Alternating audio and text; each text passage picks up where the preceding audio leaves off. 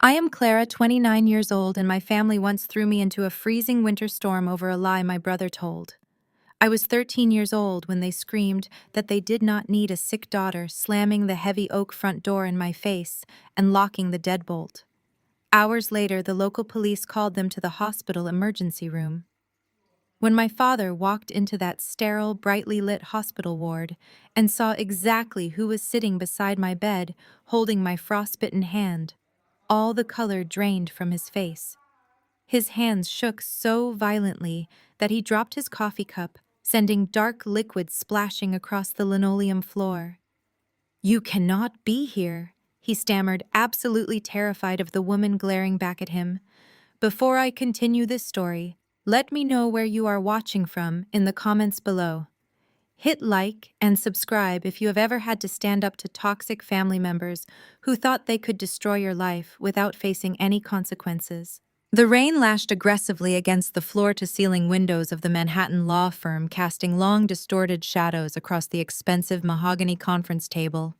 We were sitting on the 42nd floor, suspended above a gloomy gray city, but inside this soundproof glass room, the atmosphere radiating from my family was purely celebratory. My grandmother Margaret, the formidable and terrifyingly intelligent matriarch, who had built a massive corporate empire from absolute nothing, had passed away 3 weeks ago. Today was the official reading of her final will and testament. I sat at the far end of the massive table, keeping my posture perfectly straight, my hands folded neatly in my lap. My career as a forensic accountant for the Internal Revenue Service had trained me to be highly observant, to read the hidden numbers and the deceptive people behind them with total clinical detachment.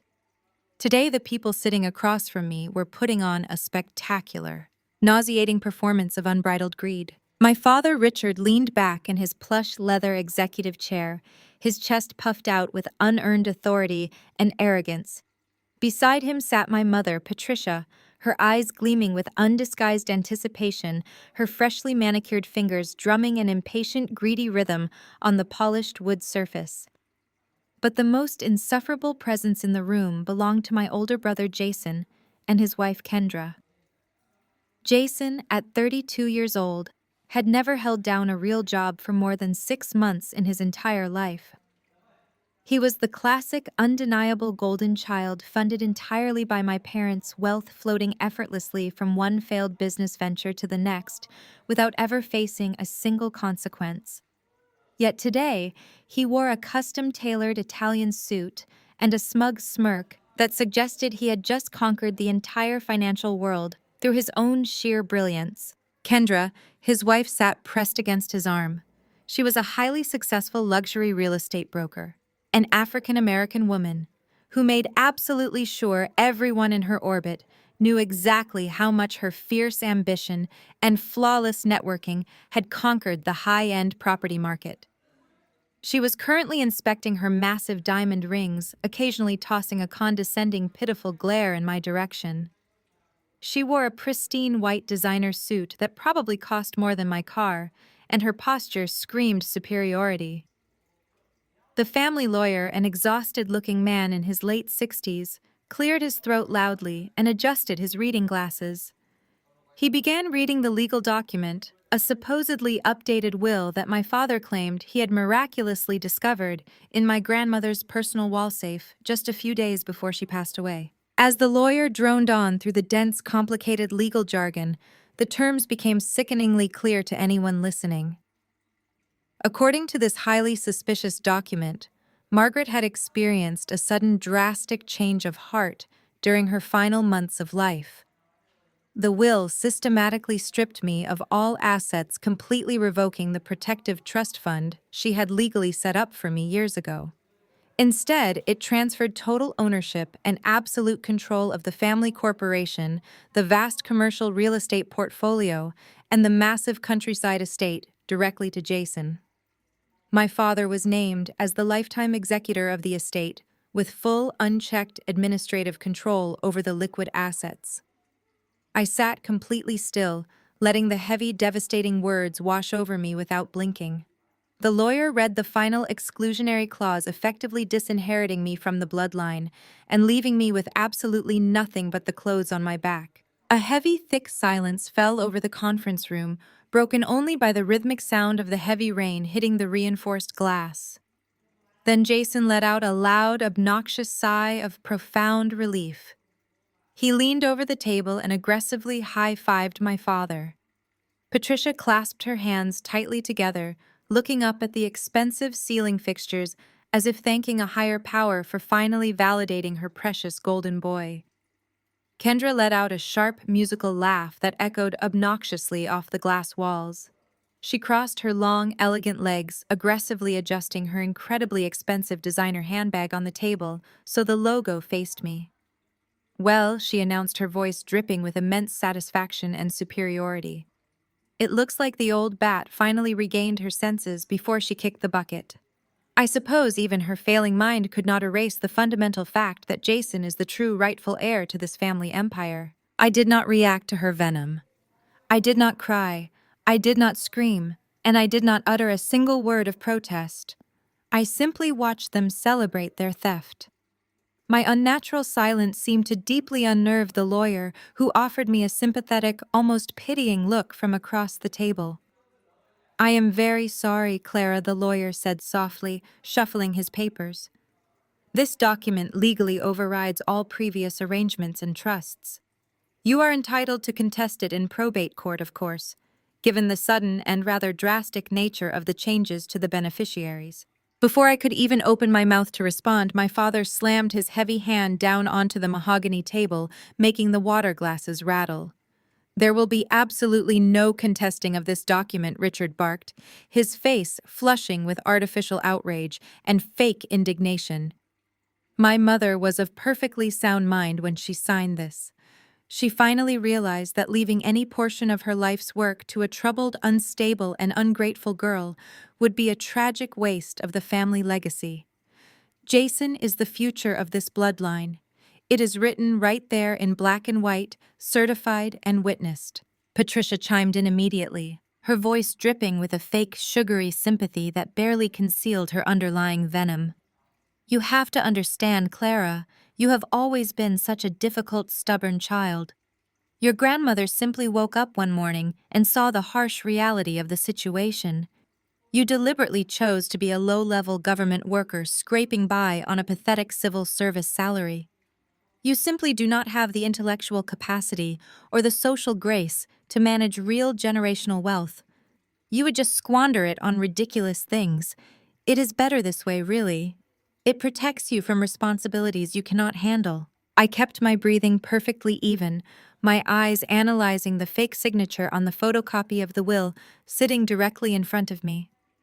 I knew with absolute scientific certainty that it was a blatant forgery.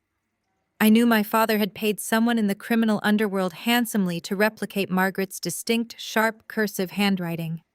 But they had failed. The ink pressure on the document was entirely wrong.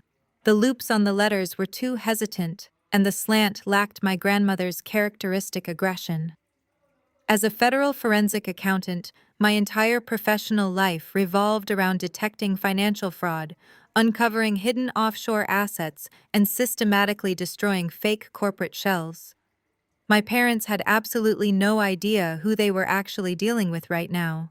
They still looked at me and saw the weak, frightened, defenseless 13-year-old girl they had cruelly discarded in the snow. They did not know that for the past 5 years, I had been working directly with elite federal investigators, dismantling complex white-collar crime rings and putting billionaire fraudsters behind bars. I looked calmly at Jason, who was now casually scrolling through his phone, completely dismissing my presence as if I were a piece of trash left on the sidewalk. He had always been a pathological liar, a weak coward who hid behind our parents' money and influence whenever his own incompetence caught up with him. And now, looking at the forged paper, he genuinely believed he had won the ultimate prize. The lawyer packed up his leather briefcase with rushed, nervous movements, clearly wanting to escape the highly toxic atmosphere suffocating the room. He excused himself quickly, leaving our family entirely alone in the glass-enclosed corporate space. The very moment the heavy oak door clicked shut and the latch engaged, the polite societal pretenses completely vanished into thin air. Kendra stood up abruptly, smoothing down her immaculate designer skirt with long manicured fingers. She walked around the large conference table, her expensive high heels clicking sharply and aggressively against the polished hardwood floor. She stopped right beside my chair, looking down her nose at me with an expression of pure, unadulterated disgust. She reached over, picked up my modest, functional winter coat from the back of my chair, and tossed it directly at my chest.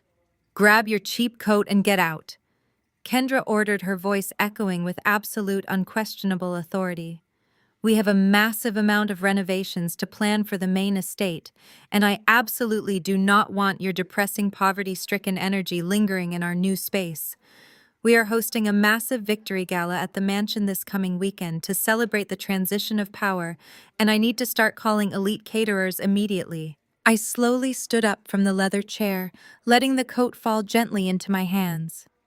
"Our space," I repeated calmly, letting the words hang in the air. Kendra scoffed loudly, tossing her perfectly styled hair over her shoulder and crossing her arms. "Yes, our space. Jason and I are the sole owners of the properties now, which means that depressing little guest house you have been staying in on the back of the property is no longer yours to occupy. I have extremely wealthy clients flying in from Dubai next month who need a place to stay while I show them luxury penthouses in the city. I am completely gutting your pathetic room and turning it into a private gym and a temperature-controlled wine cellar. So you have exactly 2 hours to get your sad little government accountant outfits out of my house before I have my professional movers throw your boxes onto the street corner." Jason chuckled loudly from his seat, lacing his hands behind his head and aggressively putting his expensive leather shoes right up on the mahogany table. "Listen to my wife, Clara. She knows the luxury real estate market better than anyone in this city. She knows true value. And you, my sweet little sister, have absolutely zero value to this family anymore. You are a financial and social drain on our resources. Go back to your sad little gray cubicle at the IRS, crunch your little numbers, and leave the real money to the adults who know how to spend it. I have my eye on a new yacht, and I need to review the transfer documents." My mother walked over, her jewelry clinking, and linked arms with Jason, glaring at me with a look of pure maternal rejection. "You heard your brother. You have severely overstayed your welcome in our lives, Clara. You have always been a dark, heavy cloud over this family's reputation. When Jason was out networking at the country club and building vital corporate connections, you were hiding in your bedroom, reading boring tax laws and studying for exams no one cared about. You never fit in with our elite social circle. You never once tried to elevate the family name. You are a complete social embarrassment." I looked directly into my mother's cold, unforgiving eyes. "I work for the federal government, Mom. I catch financial criminals and tax evaders for a living. I would say that is a fairly respectable and honorable career path." Patricia let out a harsh, mocking laugh that made my stomach turn. "Respectable? Please do not make me laugh. You make absolute pennies compared to what Jason brings to the table with a single handshake. You are nothing but a glorified human calculator. You will never understand the kind of immense power and influence this family wields in this city. You are too small-minded to grasp it." Richard stood up abruptly, aggressively, buttoning his tailored suit jacket. He walked over and stood uncomfortably close to me, trying to use his height and broad shoulders to physically intimidate me into submission. "The game is finally over, Clara," he growled, his breath hot with anger. "You thought you were so clever. You thought you could manipulate my mother into giving you everything just because you visited her at the nursing home while the rest of us were busy running the world. You thought you could play the devoted, loving granddaughter and steal my rightful birthright right out from under me. But I fixed it. I took care of the problem. The company is mine. The real estate assets are mine. You get absolutely nothing." I did not step back. I held my ground firmly, looking up into the eyes of the man who had systematically tormented me for my entire childhood. "I never manipulated Grandma," I said, my voice steady, controlled, and barely above a whisper. "I just loved her unconditionally. Something you would not understand, because you only love what you can cash in at the bank or show off to your wealthy friends. Kendra laughed loudly again, a sharp grating sound that cut through the tension. Oh, please spare us the emotional victim routine. It is honestly pathetic to watch. You are 29 years old, Clara. It is time to put on your big girl pants and face the harsh reality of the world. You are poor, you are entirely unwanted, and you are officially evicted from our properties. Now grab your garbage and walk out that door before I call building security to come up here and physically drag you out to the curb. They all stood together, forming a unified, impenetrable wall of hostility and arrogance. My mother, my father, my brother, and my haughty sister-in-law. They were practically vibrating with the sick thrill of hurting me, of finally having the forged legal documentation to back up their lifelong disdain for my very existence. I slowly put on my coat, carefully smoothing out the collar. I picked up my heavy leather briefcase, the one containing thousands of pages of encrypted federal documents, tax codes, and wire transfer logs they could not even begin to comprehend. I walked toward the heavy oak door but paused deliberately with my hand resting on the cold brass handle. I turned back to face them one last time. Richard crossed his arms over his chest, a nasty, victorious grin spreading across his face. That is right, walk away and do not look back. He taunted, his voice dripping with malice. I should have done this a long, long time ago. Honestly, I should have let you freeze to death in that blizzard when you were 13, instead of letting the hospital staff track us down and force us to deal with you. It would have saved us all a lot of expensive trouble. The room went completely terrifyingly still. The sudden mention of that night, the absolute darkest and most traumatic night of my entire childhood, hung in the air like a cloud of toxic gas. Jason looked away quickly, suddenly very interested in the grain of the conference room table, refusing to meet my eyes.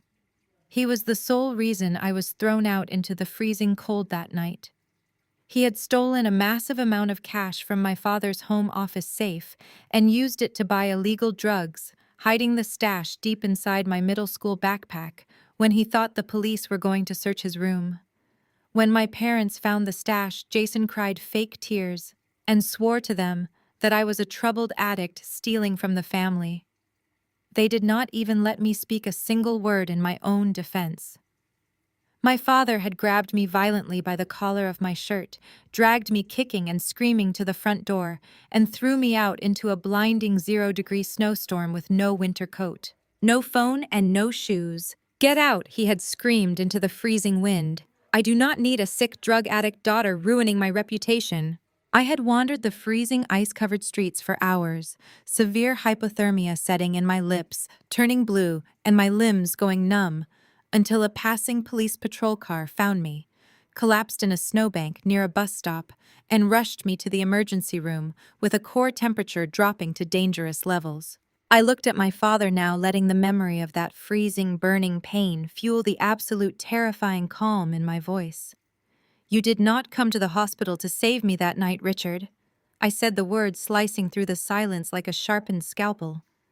You came because the police called and threatened to arrest you for severe child abandonment and endangerment. My father's arrogant smirk faltered slightly, his eyes narrowing. You were a delinquent, he muttered defensively, trying to justify the unforgivable. You brought it on yourself with your behavior. I took a slow, deliberate step back toward him, my eyes locked dead onto his. No, I said softly, but with enough force to make the room feel entirely devoid of oxygen.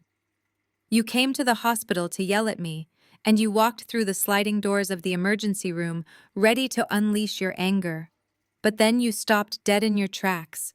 You dropped your hot coffee cup right on the linoleum floor. Do you remember exactly why your hands were shaking so violently, Dad? Richard swallowed hard, his face suddenly turning a pale, sickly shade of gray. You remember, I continued, my voice echoing off the glass walls. You were shaking because you saw exactly who was sitting beside my hospital bed holding my frostbitten hand. It was Grandma Margaret. She had immediately chartered a private flight from Chicago the very moment the police called her emergency contact number. And you were absolutely terrified of her. You stammered, you could barely speak a coherent sentence. You said you cannot be here. Do you want to tell your precious golden boy and your lovely, sophisticated daughter-in-law Why you were so incredibly scared to see your own mother sitting in that room. Nobody spoke.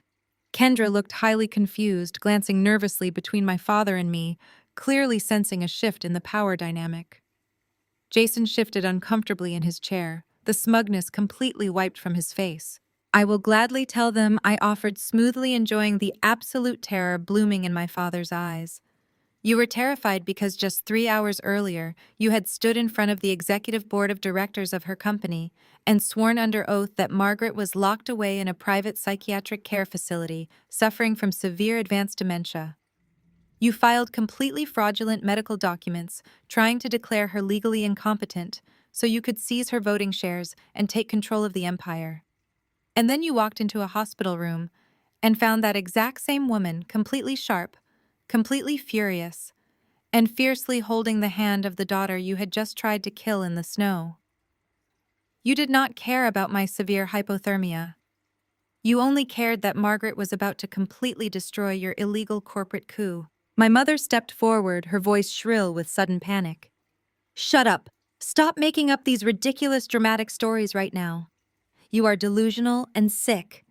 Just leave. Get out of our sight before I call the police. I smiled. A slow, terrifying, deeply confident smile that finally made Jason take a physical step back from me. I am leaving, I said quietly, adjusting my grip on my briefcase. Enjoy your massive victory gala this weekend. Enjoy the mansion. Enjoy the company. You have absolutely undeniably earned everything that is coming to you. I turned the heavy brass handle and walked out of the conference room, leaving them standing in the sudden suffocating quiet of their own fragile lies. I took the express elevator down 42 floors, in complete, satisfying silence, my analytical mind instantly calculating the exact financial algorithms and legal traps I was about to unleash upon them. I stepped out through the revolving glass doors of the luxury lobby and onto the busy Manhattan pavement. The rain was pouring down in heavy, relentless sheets, soaking my hair and my cheap coat, instantly chilling me to the bone. But I did not feel cold. I felt a burning, radiant heat expanding in my chest. I did not shed a single tear. I reached deep into my pocket, carefully shielding my screen from the driving rain, and pulled out my secure, encrypted, government-issued mobile device. I bypassed the biometric locks, opened a highly classified federal messaging app, and selected the direct contact for my regional director at the IRS Criminal Investigation Division. My thumbs flew across the digital keyboard with practiced precision. The bait is taken, I typed. They signed the forged documents and officially accepted full legal liability for the entire estate. Initiate the Margaret Protocol. I hit send, watched the message encrypt and deliver, slipped the phone back into my pocket, and walked forward into the storm, smiling at the absolute destruction I had just set into motion. 72 hours later, my modest apartment in Queens glowed with the stark blue light of 4 encrypted federal monitors. I sat cross-legged on my thrifted sofa, a mug of black coffee, cooling in my hands, completely transfixed by the digital train wreck unfolding on the largest screen. Kendra had gone live on her public social media account. She was broadcasting the family victory gala to her hundreds of thousands of followers, eager to cement her new status as the reigning queen of the family empire. Through the high-definition lens of her phone, I watched the sweeping marble foyer of my grandmother's historic estate being defiled by sheer, unadulterated tackiness. Kendra had hired a team of elite event planners on less than 2 days' notice, a rush job that typically cost upwards of $250,000 just for the logistics. Waiters in crisp white tuxedos navigated through a sea of Manhattan socialites, carrying silver trays loaded with beluga caviar and imported truffles. Kendra's flawless ebony skin glowed under the crystal chandeliers. She wore a custom floor-length emerald green gown covered in hand-stitched Swarovski crystals, a piece that easily retailed for $30,000. She held a massive gold-plated bottle of vintage champagne in one hand and her phone in the other, spinning in a slow, dramatic circle to capture the sheer decadence of the room. "Welcome to the new era, everyone," Kendra cooed into the camera, her voice dripping with artificial sweetness and supreme arrogance. As you all know, my brilliant husband Jason has officially taken the helm as the sole heir and CEO of the family corporation. We are talking generational wealth, my loves. To celebrate, we are gutting this dusty old museum and bringing it into the 21st century. My fingers danced across my mechanical keyboard, tracking the real-time financial data flowing through the IRS database. As Kendra boasted, my monitors displayed the corresponding credit authorizations hitting the estate's primary accounts. They had already charged the event planners, the luxury catering, the valet service, and a massive down payment for a private yacht charter in Monaco. They were spending money with the reckless, frantic desperation of people who had never actually earned a single dime. Kendra walked the camera through the grand hallway, her designer heels echoing over the pulsing bass of a live DJ. She stopped in front of the heavy oak doors of the guest wing, and for my absolute favorite part of the renovations, she announced, flashing a wicked, vindictive grin to her followers. "We are completely demolishing the dreary little parasite quarters out back. The family freeloader has officially been evicted." She pushed the doors open, revealing the small guest house where I had lived for the past 5 years. My few remaining boxes of books and winter clothes had been unceremoniously dumped into a pile of black trash bags in the center of the room. A demolition crew was already tearing down the crown molding. "This is going to be my new private Pilates studio and a temperature-controlled vault for my Birkin collection," Kendra bragged, running a manicured hand over the doorway. "When you secure the bag, ladies, you make sure to purge all the negative, poverty-stricken energy from your space." Jason suddenly slid into the camera frame, wrapping a possessive arm around Kendra's waist. He was holding a crystal tumbler filled with amber liquid, a thick Cuban cigar clamped between his teeth. He looked directly into the lens, his eyes glassy and dilated from what I instantly recognized as expensive narcotics. The same vile habit that had gotten me thrown out into a blizzard 16 years ago was now fully funded by the accounts he thought he owned. "Tell them about the new acquisitions, babe," Jason slurred slightly, holding up his wrist to flash a brand-new diamond-encrusted Patek Philippe watch that cost more than my annual government salary. "Oh, right," Kendra squealed, leaning into his shoulder. "Jason just authorized the purchase of 2 new Rolls-Royce Phantoms for the garage, and we are signing the paperwork for a beachfront villa in Malibu on Tuesday. The era of playing it safe is over. We are expanding the portfolio." I took a sip of my coffee, a cold, clinical smile spreading across my face. My screens painted a vastly different picture of their portfolio expansion. The accounts they were currently draining did not belong to the massive billion-dollar trust my grandmother had spent her life building. Those pristine funds had been legally and securely routed to an offshore irrevocable trust in the Cayman Islands months ago, safely beyond the reach of any probate court in the United States. The accounts Jason and my father currently controlled were attached to a highly toxic shell company. Grandma Margaret had spent the last 10 years deliberately dumping all of her riskiest, most heavily audited commercial properties, compounding corporate debts, and massive IRS tax liabilities into that specific entity. By legally signing that forged will and declaring themselves the sole beneficiaries of that specific corporate shell, Jason and my father had just voluntarily assumed full personal liability for $50 million in federal tax debt. Every time Kendra swiped her new black card, she was not spending their inheritance. She was racking up catastrophic wire fraud charges and spending federal tax money that the United States government was actively tracking. The camera view shifted as Kendra walked out onto the massive stone balcony overlooking the manicured gardens. My mother Patricia was holding court with a group of wealthy socialites wearing a diamond necklace that had once belonged to my grandmother. She spotted the camera and immediately plastered on a camera-ready, condescending smile. "Patricia, tell the stream how it feels to finally have the family business secured in the right hands," Kendra prompted, pointing the phone at her mother-in-law. My mother adjusted her designer shawl, looking incredibly smug. "It is simply a blessing to have a son who understands the weight of our family legacy," she declared, sipping her champagne. "We had to make some very difficult necessary cutbacks recently. You simply cannot allow ungrateful, underachieving elements to drain your resources. Trimming the dead weight is essential for corporate growth. Richard and Jason are taking this company global. My father stepped into the frame, nodding sagely as if he were a titan of Wall Street. The real estate market is ripe for aggressive acquisition, Richard boasted to the camera. We are liquidating the smaller stagnant trust funds on Monday morning to free up cash flow for a massive commercial buyout in Dubai. You have to strike while the iron is hot. I paused the live stream, freezing my father's arrogant face on the screen. He was talking about the secondary trust fund, the small liquid cash account Grandma Margaret had left behind, strictly to cover the estate's immediate operational taxes. It held exactly $5 million. I knew exactly where that account was held because my financial firm managed the federal oversight for that specific banking branch. I unmuted the video, listening to Kendra's final sign-off. "You heard the CEO, everyone," she purred, blowing a kiss to the camera. "Monday morning, we are rolling into the financial district to cash out the rest of the bags.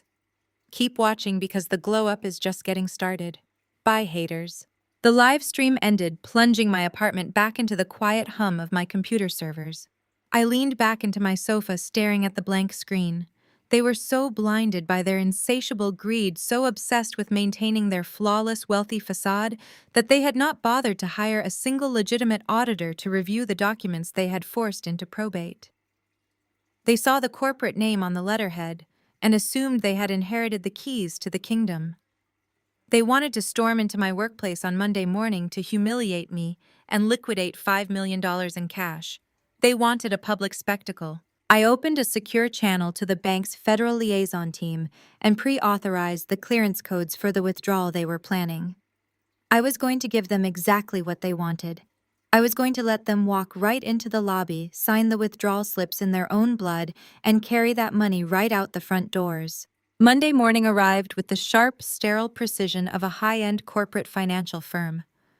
The wealth management division, where my federal liaison desk was located, occupied the top 2 floors of a towering glass building in the financial district. The environment was meticulously designed to intimidate. Polished marble floors, sound-absorbing acoustic panels, and rows of sleek glass offices, housing some of the sharpest financial minds in the city. My colleagues knew me as a senior forensic auditor, a federal specialist embedded within the banking sector to monitor massive institutional cash flows. They knew my clearance level was one of the highest in the building. Jason and Kendra, of course, knew none of this. To them, I was just a sad, pathetic clerk pushing papers for a miserable paycheck. At exactly 10 in the morning, the heavy glass doors of the main lobby swung open with violent, aggressive force. I did not have to look up from my dual monitors to know they had arrived. I could hear Kendra's voice echoing through the quiet, hushed atmosphere of the trading floor. She was speaking at a volume deliberately calibrated to ensure every single person in the vicinity stopped what they were doing to look at her. "I told the valet to keep the engine running," Kendra announced loudly, her voice grating against the quiet professionalism of the office. "We will not be long. We just need to collect some petty cash from the family parasite." I slowly turned my chair as they marched past the front reception desk, completely ignoring the security protocol that required visitors to sign in. Jason was wearing a bright salmon-colored suit jacket that clashed horribly with his aggressive, arrogant swagger. He had a pair of designer sunglasses pushed up onto his head despite being indoors, and he carried a sleek leather briefcase that looked entirely untouched by actual work. Kendra walked a half step ahead of him, her heels striking the marble floor like weapons. She wore a tailored crimson pantsuit, a massive Birkin bag draped over her forearm, and diamonds glittering at her throat. They looked exactly like people who had won the lottery and were desperate to prove they belonged in the winner's circle. They bypassed several bewildered financial advisors and headed straight for the open plan desk, where I was currently stationed reviewing offshore routing numbers. Several of my colleagues, including my division supervisor David, paused their phone calls and looked up completely stunned by the blatant disruption taking place on a restricted federal floor. "Well, look what we have here," Jason mocked, stopping right in front of my desk and slamming his hands down on my pristine workspace. He leaned over, invading my personal space with the stale smell of expensive cologne and morning champagne. The little numbers crunch her hard at work in her sad little cubicle. I honestly expected your desk to be smaller. Kendra let out a sharp, cruel laugh loudly enough for the entire floor to hear. She ran a manicured finger across the top of my monitor, looking around the office with exaggerated disgust. So, this is where you hide all day, Clara.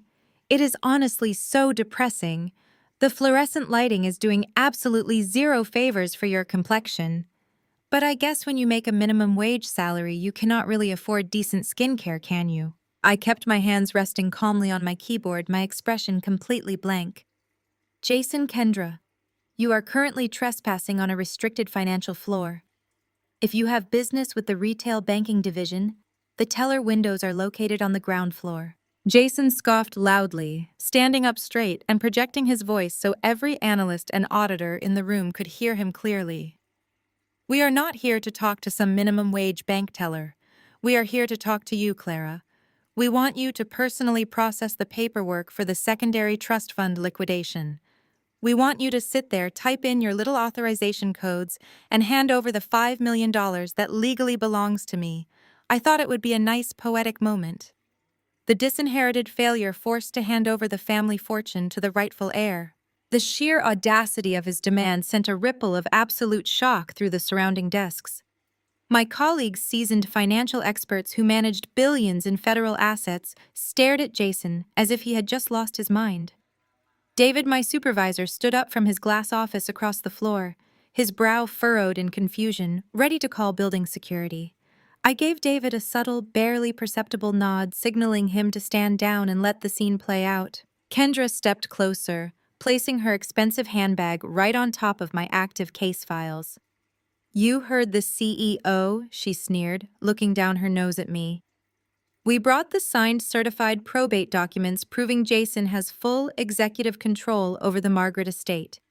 The judge signed off on Friday afternoon. The $5 million in the secondary trust is completely liquid. We want it wired to our primary holding account immediately. And do not even think about trying to delay the transfer out of petty jealousy. We have high-end clients waiting to close on a commercial property in Dubai, and your pathetic little vendetta is not going to slow us down." I looked at the documents Jason aggressively shoved across my desk. They were the exact probate forms I knew they would bring. The forms legally binding them to the toxic shell company. They had absolutely no idea that by demanding this $5 million, they were triggering a federal trap I had meticulously designed. "I am a forensic accountant." "Jason," I said calmly, my voice steady and professional. "I do not process retail banking withdrawals. You are demanding a massive transfer of liquid assets that requires extensive anti-money laundering verification." "Stop using big words to try and sound important," Jason snapped, pointing a finger directly at my face. "You are a glorified secretary. I am the head of a global corporation. You work for me now. The money is mine. Grandma finally realized you were nothing but a worthless, manipulative parasite who only visited her to try and steal her money. She cut you out, Clara. You got absolutely nothing. You are a freeloader who lived in our guest house and ate our food while contributing absolutely zero value to the family name. So stop stalling and do your job before I call your manager and have you fired for insubordination." Kendra nodded enthusiastically, her diamond earrings catching the harsh office light. "You really should learn your place, Clara. You are an embarrassment. You have always been an embarrassment. Your mother is honestly so relieved she never has to invite you to another holiday dinner again. Now process the wire transfer. We have a private jet waiting at Teterboro, and your ugly cheap suit is making me nauseous." I slowly pulled the transfer authorization forms toward me, keeping my eyes locked onto Jason. "If I process this request, you understand that you are signing as the primary fiduciary of the estate. You are claiming full, irrevocable ownership of all corporate liabilities associated with these accounts." Jason rolled his eyes, letting out a loud, frustrated groan. "Yes, you idiot. That is exactly what being the sole heir means. I own it all. The assets, the accounts, the properties. Give me the pen." I handed him my standard issue federal pen. He snatched it from my fingers with aggressive force, quickly scribbling his signature on the bottom of the wire transfer authorization. Kendra clapped her hands together, a sharp, triumphant sound that echoed through the silent office floor. I took the signed documents back, sliding them into my secure scanning tray. The trap was officially set. His signature was the final piece of evidence the IRS Criminal Investigation Division needed to tie him directly to the $50 million in federal tax debt hiding inside the shell company. He had just legally claimed ownership of decades of corporate fraud. This transfer will take a few moments to clear the federal routing system, I stated, turning my eyes back to my dual monitors. My fingers began executing the keystrokes to process the withdrawal, linking his shiny new holding account to the federal tracking system. Take your time, Jason mocked, leaning his hip against my desk and crossing his arms. It must be agonizing for you to watch all that money slip right through your fingers, knowing you could have had a piece of it if you were not such a massive disappointment. But do not worry, Clara. Maybe if you beg, Kendra and I will leave you a $20 tip on our way out. You know, for your excellent customer service. Kendra laughed, leaning her head against Jason's shoulder. Do not be too generous, babe. She will probably just spend it on more of those tragic off-the-rack shoes. I kept my eyes on the progress bar slowly filling on my screen, waiting for the final authorization protocol to engage. The system was verifying the transfer, routing the $5 million out of the operational trust and directly into Jason's personal account. But before the final clearance hit, Jason leaned down, his face hovering just inches from mine.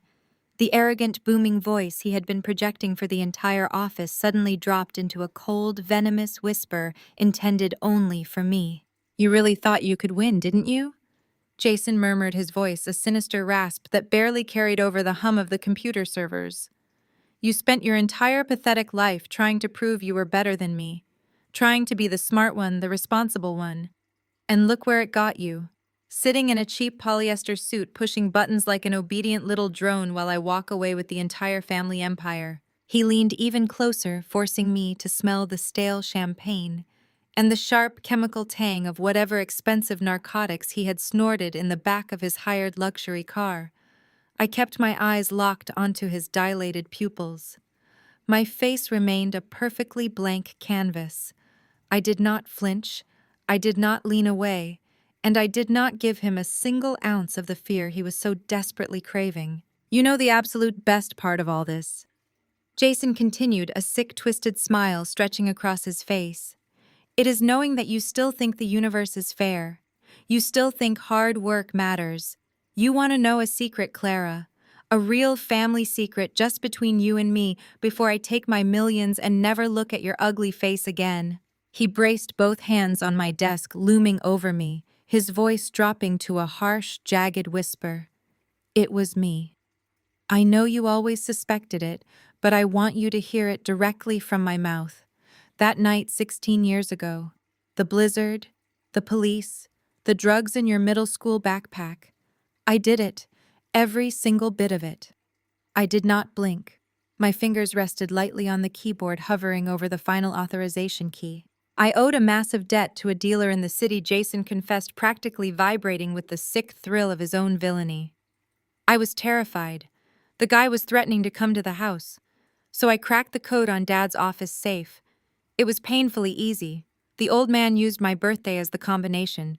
He loved me that much. I took $10,000 in cash, bought the stash to flip, and brought it back to the penthouse. But then I heard Dad screaming about the missing money. I panicked. I needed a fall guy, and there you were. The quiet, boring little sister who nobody actually liked. I unzipped your pathetic little canvas backpack, shoved the packages underneath your math textbooks, and walked straight into the living room with fake tears streaming down my face. Jason let out a low, breathy chuckle, clearly reveling in the memory of my absolute destruction. I told them I caught you stealing the cash. I told them you were buying drugs. I watched Dad drag you by the collar of your shirt to the front door. I watched you cry and scream and beg them to look at my room. But they did not even hesitate. Do you know why, Clara? Because they wanted to believe it. They needed a scapegoat. They needed someone to absorb all the toxic garbage in this family so I could remain the perfect, untouchable heir. They threw you into a 0-degree blizzard, and I stood by the warm fireplace drinking hot chocolate watching you freeze through the window. That is how the world actually works. The strong survive, and the weak get shoved out into the cold. He leaned back slightly, his chest puffing out with supreme arrogance. And now history is repeating itself. Grandma tried to save you, but she failed. You lost. I won. You will always be the family scapegoat, Clara. It is your only purpose in life. Now hit the button and give me my money. I looked at the man standing in front of me. I did not see a powerful corporate titan. I did not see a victorious heir. I saw a hollow, decaying addict who had spent his entire life hiding behind his parents' wealth, utterly incapable of surviving a single day in the real world. His confession meant to break me, only solidified the absolute righteousness of what I was about to do. He had not just ruined my childhood, he had stolen my parents' love, manipulated their pride, and destroyed our family from the inside out. He deserved zero mercy. I am going to hit this button, Jason, I said, my voice eerily calm, smooth like polished glass. But before I do, I want you to look at me very closely. I want you to remember this exact moment. I want you to remember the feeling of absolute victory currently pulsing through your veins. Jason frowned, clearly unsettled by my complete lack of emotional distress. What are you talking about? Just process the transfer. Kendra, who had been aggressively tapping her manicured nails against the glass partition of my cubicle, let out a loud, dramatic sigh. Jason, are you done gloating to the help? The valet is waiting, and I have a private fitting at Bergdorf Goodman in 45 minutes. Do not waste another second on her. She is not worth the breath. I turned my gaze to Kendra. Her diamond necklace sparkled brightly under the harsh office lights. Enjoy your shopping trip, Kendra, I said politely. Make sure you buy everything your heart desires today. Kendra rolled her eyes, scoffing loudly. Oh, I will.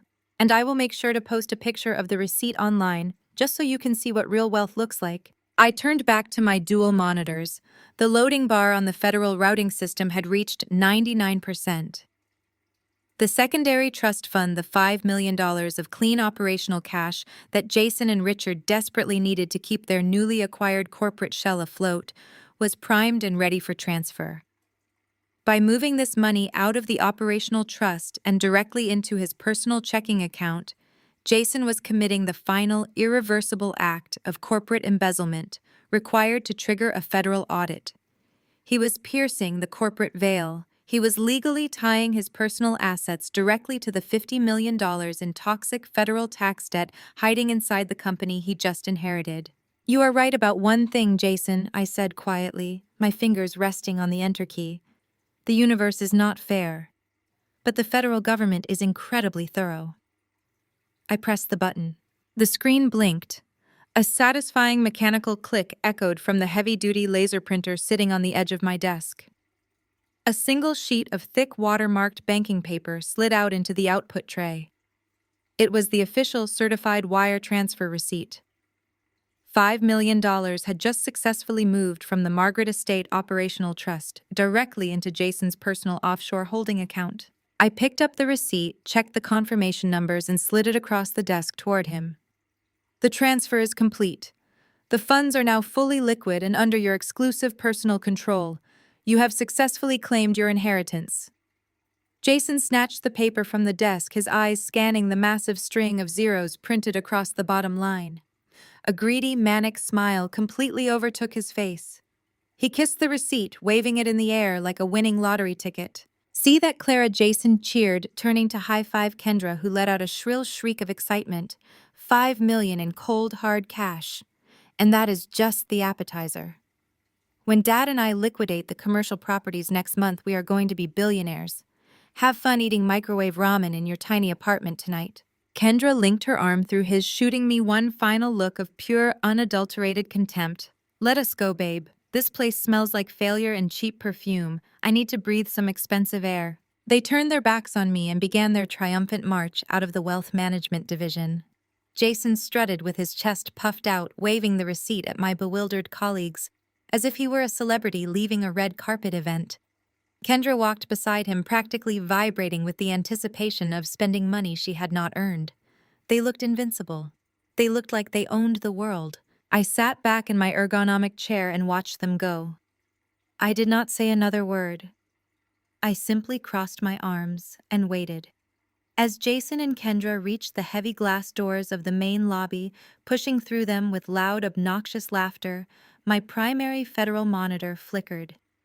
The standard blue banking interface abruptly vanished.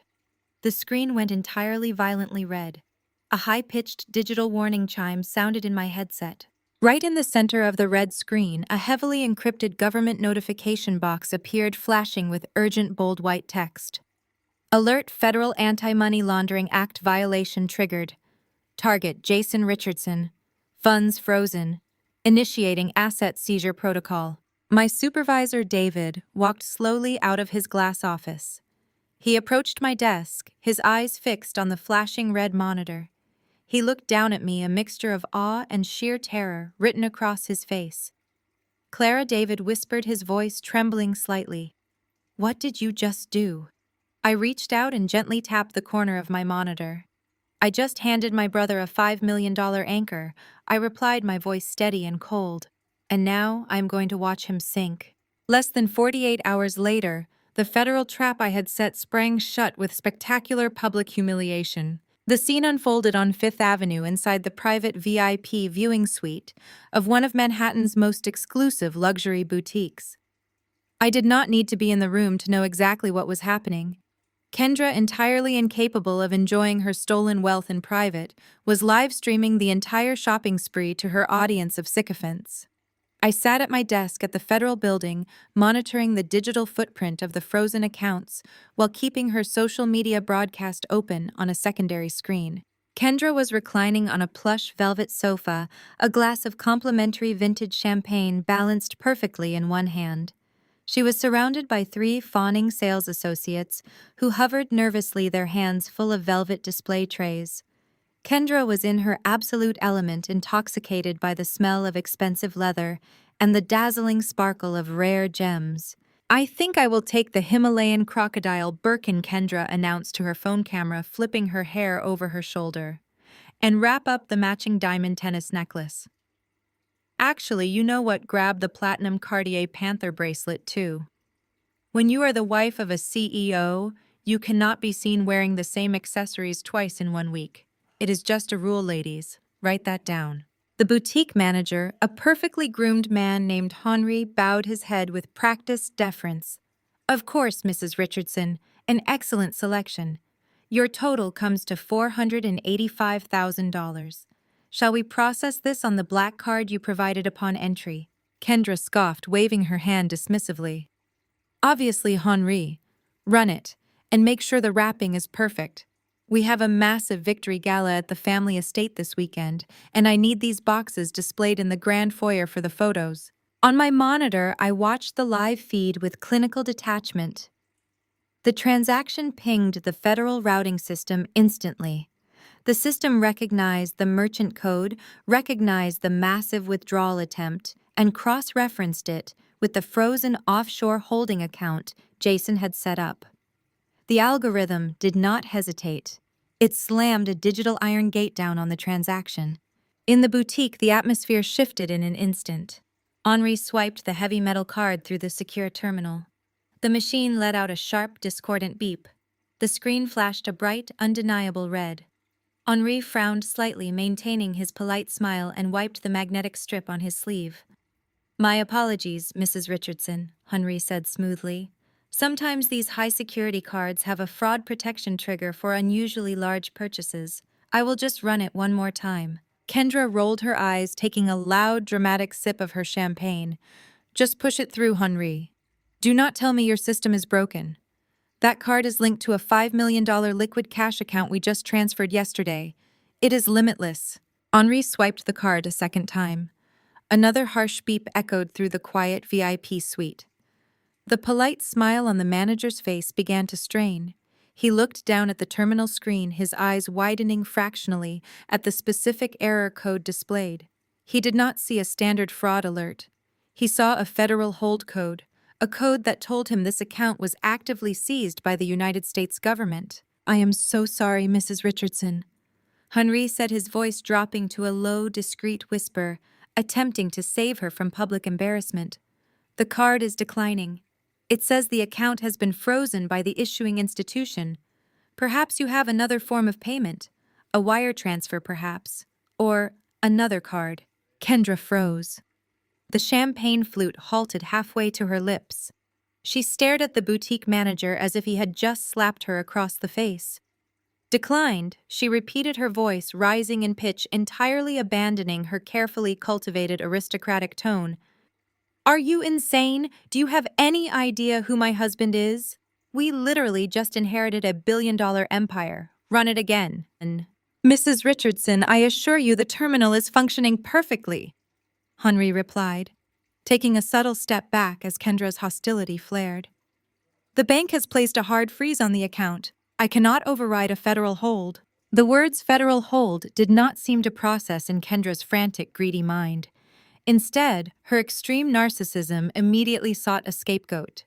She stood up abruptly, spilling champagne down the front of her expensive crimson pantsuit. The live stream was still running, capturing every second of her spectacular meltdown. It is her, Kendra shrieked, her face contorting with absolute fury. It is that jealous, poverty-stricken little rat. The sales associates exchanged alarmed glances, slowly backing away from the velvet sofa. Other high-end clients browsing in the adjacent showroom stopped examining their jewelry and turned to stare through the glass partition. Kendra did not care. She was completely unraveling. My pathetic sister-in-law works as a glorified secretary at the bank, Kendra yelled, pacing furiously across the Persian rug. Clara, she is obsessed with me. She has been jealous of my success since the day I married her brother. She was disinherited, cut completely out of the family will, because she is a massive disappointment. And now she is using her little computer access to freeze my accounts out of pure petty jealousy. Ma'am, please lower your voice, Henri urged, gesturing nervously toward the other clients. If you could just contact your bank to clear up the misunderstanding. There is no misunderstanding, Kendra screamed, pointing a perfectly manicured finger at the manager's face. She is trying to sabotage me. She saw me walk in there yesterday and demand my money. She saw me win, and now she thinks she can just push a button and lock me out of my own wealth. I will have her fired. I will have her thrown in jail. I will sue her for every penny she does not have.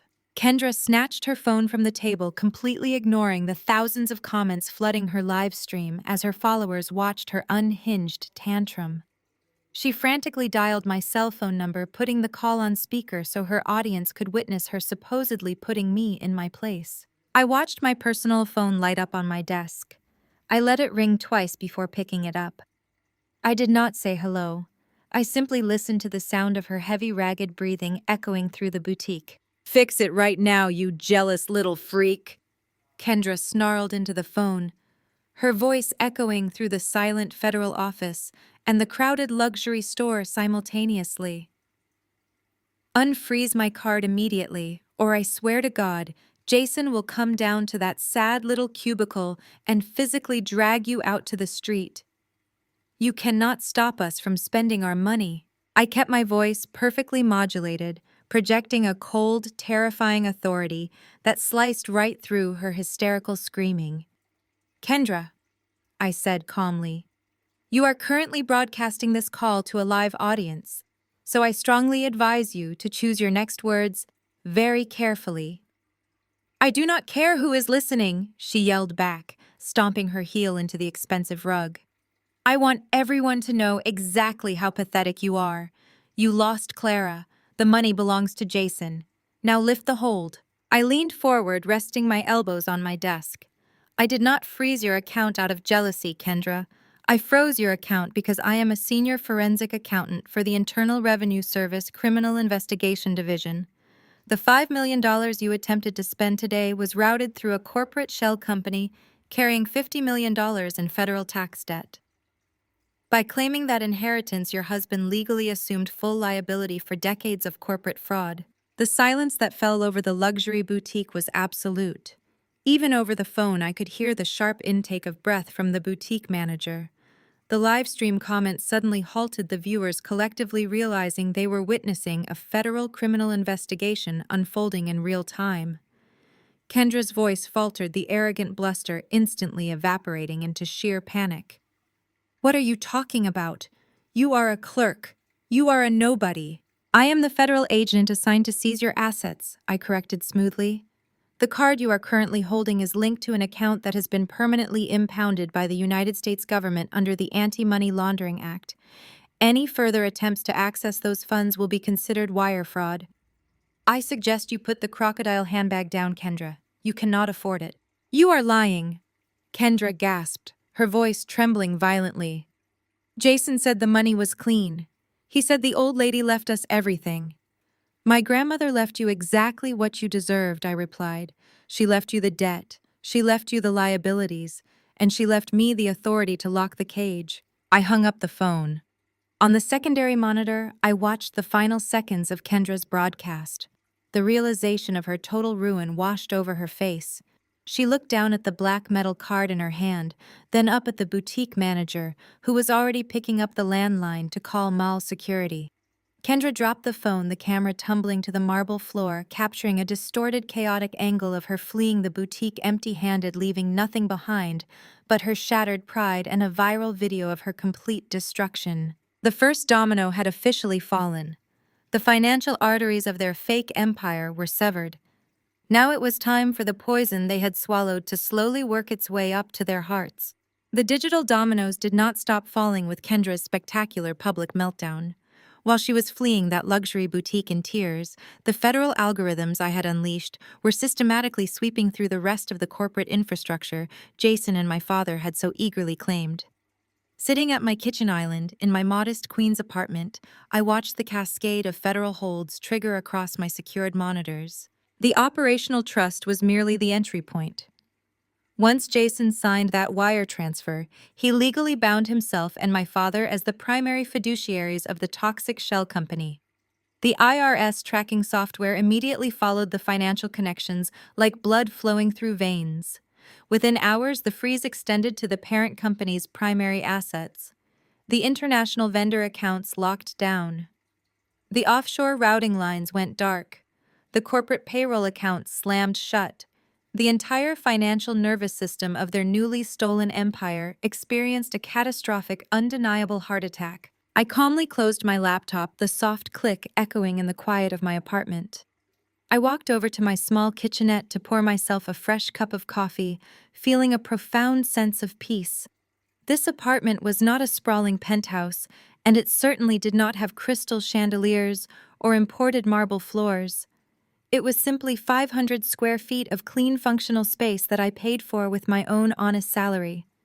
It was my sanctuary, entirely free from their toxic influence and suffocating expectations. That peace was violently shattered exactly 45 minutes later. A frantic, aggressive pounding hammered against my front door.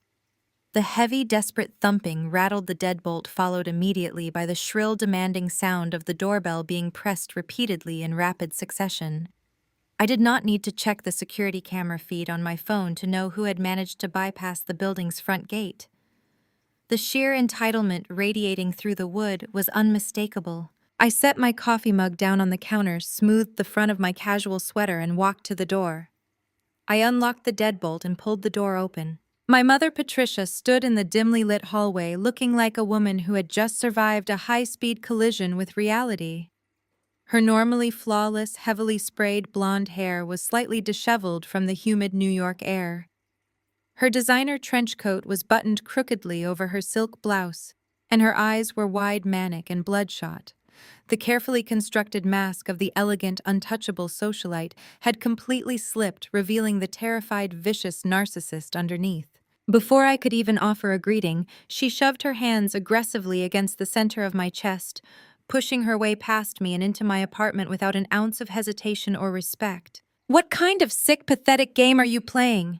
Patricia screamed, her voice shrill and echoing off the walls of my small living room. She spun around to face me, her chest heaving as she glared at me with absolute, unfiltered hatred. I was sitting at a charity luncheon for the Metropolitan Arts Council, surrounded by the most influential women in this city. I tried to pay for a $10,000 platinum table donation, and my corporate card was declined. Declined, Clara. The waitress actually looked at me with pity. She tried to quietly tell me to call my bank. I have never been so profoundly humiliated in my entire life. I closed the front door calmly, making sure the lock clicked securely into place. I turned to face her, maintaining my distance. It sounds like you should have listened to the waitress and called your bank Patricia. I fail to see how your financial embarrassments are my responsibility. Do not play coy with me, you ungrateful little brat, she snarled, pacing across my living room rug like a caged animal. She waved a manicured hand around my apartment, her lip curling in extreme disgust as she took in my modest furniture and simple decor. Look at how you live. You live like a rat in a shoebox. We spent hundreds of thousands of dollars on private tutors, etiquette classes, and elite networking events trying to mold you into someone presentable, trying to make you worthy of the family name, and you threw it all away to live in this pathetic squalor. I did not take the bait. I simply stood my ground, my arms resting at my sides. You did not come all the way to Queens to critique my interior design choices. What do you want? Patricia stopped pacing and marched directly up to me, her face twisting into an ugly, threatening scowl. I want you to log back into your little government computer right now and undo whatever petty, vindictive hack you executed on our accounts. I tilted my head slightly, feigning mild curiosity. A hack? Is that what Richard and Jason told you happened? Do not try to spin this, Patricia yelled, taking another step forward until she was practically breathing on me. Jason called your father an hour ago in an absolute panic. Kendra came home sobbing hysterically because her cards were frozen at Bergdorf Goodman. Your father tried to initiate the wire transfers for our massive commercial buyout in Dubai, and the bank informed him that a federal hold had been placed on every single corporate entity bearing his signature. We know this is you, Clara. We know you are using your low-level security clearance to sabotage our transactions out of pure malicious jealousy. I let out a slow, deliberate breath. Patricia, you really have absolutely no idea how the financial world operates outside of swiping a piece of plastic, do you? You genuinely believe that a federal employee can just casually freeze billionaire corporate accounts out of personal spite without triggering a massive internal investigation? You have always been a manipulative, sneaky little liar. She spat, her eyes wild with desperation and fury. You could not handle the fact that your grandmother finally saw you for the worthless failure you are. You could not stomach watching Jason take his rightful place at the head of the empire, so you threw a tantrum. You abused your government access to temporarily lock us out of our own money. She raised a trembling finger, pointing it sharply at my face. You are going to fix this computer glitch immediately. You are going to lift those holds, and then you are going to write a formal apology to your brother. Because if you do not, your father is going to call his team of corporate lawyers and have you thrown in federal prison for corporate espionage and cyber terrorism. We will ruin your pathetic little life. I looked at her deeply entrenched delusion and felt a profound wave of pity mixed with utter disgust. You cannot call the lawyers Patricia, I said, my voice dropping to a dangerously quiet register. Because you do not have any money to pay them. The accounts are not experiencing a glitch. They are seized. The reality of my words refused to penetrate her thick armor of arrogance. Instead of listening, her frustration boiled over into physical violence. Without a second of hesitation, Patricia raised her hand and struck me hard across the face. The sharp, stinging crack of her palm hitting my cheek echoed loudly in the small apartment. The force of the slap snapped my head to the side, a dull, throbbing pain instantly blooming across my skin. It was the exact same heavy, punishing slap she used to deliver when I was a child. The slap she used when I failed to smile perfectly for family photos, or when my grades dipped below her impossible standards, or when I dared to suggest that Jason was stealing from her purse. It was the physical manifestation of her absolute belief that she owned me, that she controlled me, and that she possessed the ultimate authority to punish me whenever I stepped out of line. I slowly turned my head back to face her. I did not raise my hand to touch my stinging cheek. I did not flinch. I did not shed a single tear. I just stared at her with eyes so cold and dead they might as well have been made of stone. Patricia stood there breathing heavily, her hands still raised slightly in the air, expecting me to cower, expecting me to apologize and beg for her forgiveness, just like I did when I was a terrified 13-year-old girl. But the terrified little girl was dead, and the woman standing in front of her was entirely immune to her abuse. "Are you finished?" I asked softly, my voice completely devoid of any emotion. Patricia's eyes widened slightly, a flicker of genuine uncertainty finally piercing through her rage. My absolute lack of reaction was deeply unsettling to her. She lowered her hand slowly, taking a hesitant half-step backward. "You brought that on yourself," she stammered defensively, her voice losing its commanding edge. "You leave me no choice when you act like an insolent, destructive child. Now sit down at your laptop and fix the accounts." I did not move toward my laptop. I took a slow, deliberate step toward her, forcing her to step backward again. "I am not going to fix the accounts, Patricia, because they are not broken. They are performing exactly as the Internal Revenue Service designed them to perform when a massive coordinated tax fraud ring is finally exposed." "You are lying," she whispered, shaking her head in denial. "Your grandmother left us a clean billion-dollar empire." "My grandmother left you a ticking time bomb," I corrected her, my voice sharp and unrelenting. "For the past 10 years, Margaret systematically isolated every single toxic debt, every failing commercial property, and every unpaid federal tax liability into one specific corporate shell company. She kept the real money, the actual billions, entirely separate. When she drafted that new will, she specifically named Jason and Richard as the sole beneficiaries of the toxic shell company. And they were so blinded by their own greed, so eager to steal my inheritance and kick me out into the street that they signed the probate documents without conducting a single audit." Patricia's face turned an ashen, sickly white. She gripped the back of my armchair to steady herself, her knuckles turning white. "No, Richard is a brilliant businessman. He would have known. He would have checked. Richard is an arrogant fool who only knows how to spend money he did not earn." I fired back, stepping closer and backing her entirely into the corner of my living room. "He signed the paperwork, Patricia. He legally assumed $50 million in federal tax debt. The moment Jason demanded that $5 million wire transfer this morning, he pierced the corporate veil. He linked your personal assets to the fraudulent shell company. The holds on your accounts are not a glitch. They are federal asset seizures. The government is taking everything to pay back the debt you just voluntarily claimed." She stared at me, her mouth opening and closing without sound. Her entire worldview, her entire identity as a wealthy, untouchable elite was fracturing into a million irreparable pieces right in front of my eyes. "You slapped me because you thought you still held power over me," I said, my voice dropping to a harsh, unforgiving whisper. "You thought you could barge into my home, demand my obedience, and treat me like the scapegoat you created. But you have absolutely no power left. Your black cards are useless plastic. Your mansion is collateral. Your Dubai deals are dead. You have nothing."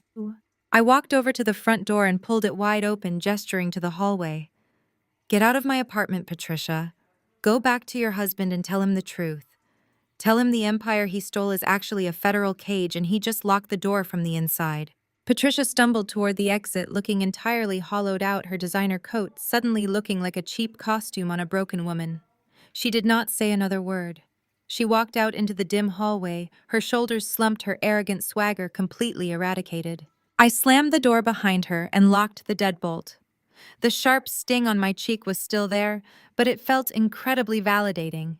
It was the last time she would ever lay a hand on me.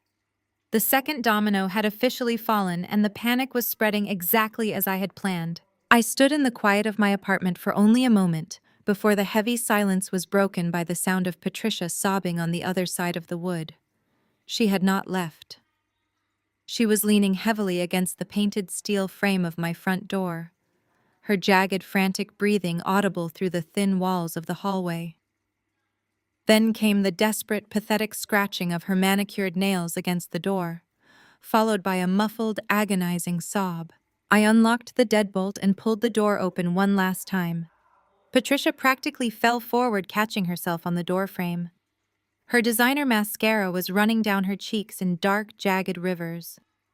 The fierce, untouchable matriarch who had spent her entire life orchestrating my misery was completely gone. In her place was a terrified, cornered animal begging for a lifeline. "Clara, please," Patricia choked out, her voice trembling violently. "You have to stop this. We are your family. We can make a deal. Richard can give you a seat on the board. We can give you a percentage of the Dubai acquisition. You can move back into the main house. You can have whatever you want. Just make the IRS drop the holds. You have the clearance. You know the people. Fix this." I looked down at the woman who had birthed me, feeling absolutely nothing. I did not fight back physically. I did not return the slap she had delivered moments earlier. Violence was the tool of the desperate, and I was entirely in control. "I cannot stop a federal seizure, Patricia," I said, my voice smooth and chillingly calm. "But even if I could, I would not lift a single finger to help you." Patricia gasped, clutching the lapels of her expensive coat as if she were freezing. "You are a monster. How can you stand there and watch your own parents lose everything?" "Because you did not just lose it," I replied softly, leaning against the doorframe. "You eagerly and voluntarily swallowed a fatal dose of debt. Do you remember what Grandma Margaret told me the night you and Richard threw me into the snowstorm? The night she sat by my hospital bed and watched you try to explain away my hypothermia?" Patricia shook her head frantically, refusing to look me in the eye. She held my frostbitten hand. I continued my words, striking her like physical blows, and she looked right at the door where Richard had just been standing. She said, "Family is blood, but greed is poison. Let us see how much they can drink before it kills them." Patricia let out a ragged, trembling breath. "Margaret knew exactly who you both were," I explained, breaking down the trap with the clinical precision of a federal auditor. She knew that if she died, Richard would never accept being bypassed in the will. She knew Jason was too incompetent and arrogant to properly manage an empire. And she knew that your collective greed was a massive, blinding weakness. So she spent the last decade building a financial mirror. A toxic corporate shell that looked exactly like the primary holding company from the outside, but was internally loaded with decades of tax evasion penalties, failing commercial leases, and leveraged debt. "She set us up," Patricia whispered, her eyes wide with horror. "She gave you a choice," I corrected her. "She left the real billions in a secured, offshore, irrevocable trust in my name. But she left the toxic shell company right out in the open, tied to a will she knew Richard would try to manipulate or force into probate. If Richard had simply hired an independent third-party auditor, like any competent businessman, the auditor would have spotted the massive liabilities immediately. They would have advised him to reject the inheritance." I stepped closer, forcing Patricia to meet my cold gaze. "But Richard did not hire an auditor, did he? He was so desperate to steal my share, so frantic to crown Jason as the golden heir before anyone could question the paperwork, that he rushed the probate process. He bypassed standard corporate due diligence because he thought he was pulling off the ultimate heist." Patricia began to weep openly, her hands covering her face. "And the absolute best part," I whispered, ensuring every single syllable etched itself into her mind, "is the transfer signatures. Did you or Richard even bother to read the fine print on the probate acceptance documents before you signed them in blood?" Patricia lowered her hands, her face a mask of pure terror. "What fine print?" "When Richard and Jason signed those documents to claim executive control, they did not just sign as corporate officers," I revealed, delivering the final devastating blow. "Margaret had her lawyers embed a personal guarantee clause deeply within the text. By signing those transfer documents, Richard and Jason legally waived their corporate limited liability protection. They personally guaranteed the $50 million in federal tax debt. The government is not just seizing the shell company, Patricia. The IRS is coming for your personal bank accounts. They are coming for the offshore accounts. They are coming for the cars, the jewelry, and the mansion. You are personally on the hook for every single dime." Patricia's knees buckled. She sank to the floor of the hallway, her designer trench coat pooling around her like a deflated parachute. She let out a guttural, agonizing wail of pure defeat. "Go home, Patricia," I said, looking down at her with absolute finality. "Go back to the mansion. Tell Richard to open his safe and look at page 42 of the transfer signatures. Tell him to read the personal guarantee he so eagerly signed to destroy my life. The poison is already in your veins. Now you get to watch everything die." I stepped back into my apartment and closed the door, leaving her sobbing uncontrollably on the cheap hallway carpet. The silence of my home wrapped around me like a warm blanket. The warning had been delivered. The trap was permanently sprung. There was nothing left for them to do but wait for the inevitable knock on their door. Across the city, inside the sprawling, opulent library of the family mansion, Richard was sweating profusely. His tailored suit jacket was thrown carelessly over a leather armchair, and his silk tie hung loose around his neck. The phone on his massive oak desk had not stopped ringing for the past hour. His wealth managers, his offshore brokers, and his frantic board members were all screaming the same terrifying message. The accounts were dead. The assets were seized. Panicking, Richard scrambled toward the heavy steel safe hidden behind a framed oil painting on the wall. His fingers slipped as he frantically punched in the combination. He yanked the heavy metal door open and reached for the thick leather binder containing the original probate documents and the will he had so arrogantly forced into execution. He threw the binder onto his desk, his breathing ragged and shallow. He flipped frantically through the dense legal pages, searching for the transfer signatures Clara had warned Patricia about. As he tore through the documents, a small, pristine white envelope slipped out from between the heavy parchment pages and fluttered onto the polished wood. Richard froze. He recognized the elegant, sharp cursive handwriting on the front of the envelope instantly. It was his mother's handwriting. With trembling, clammy hands, he ripped the envelope open and pulled out a single sheet of personalized stationery. The message written on it was brief, sharp, and absolutely devastating. "My profound disappointment in you is only matched by my anticipation of your ruin," the note read. "By the time you read this, the FBI is at the door." Before Richard could even drop the paper, the deafening, piercing wail of federal sirens erupted outside the mansion gates. The piercing wail of federal sirens shattered the pristine silence of the elite neighborhood, cutting through the heavy mahogany doors of the library before Richard could even drop my grandmother's handwritten note. From my secure terminal in Queens, I watched the entire operation unfold in real time.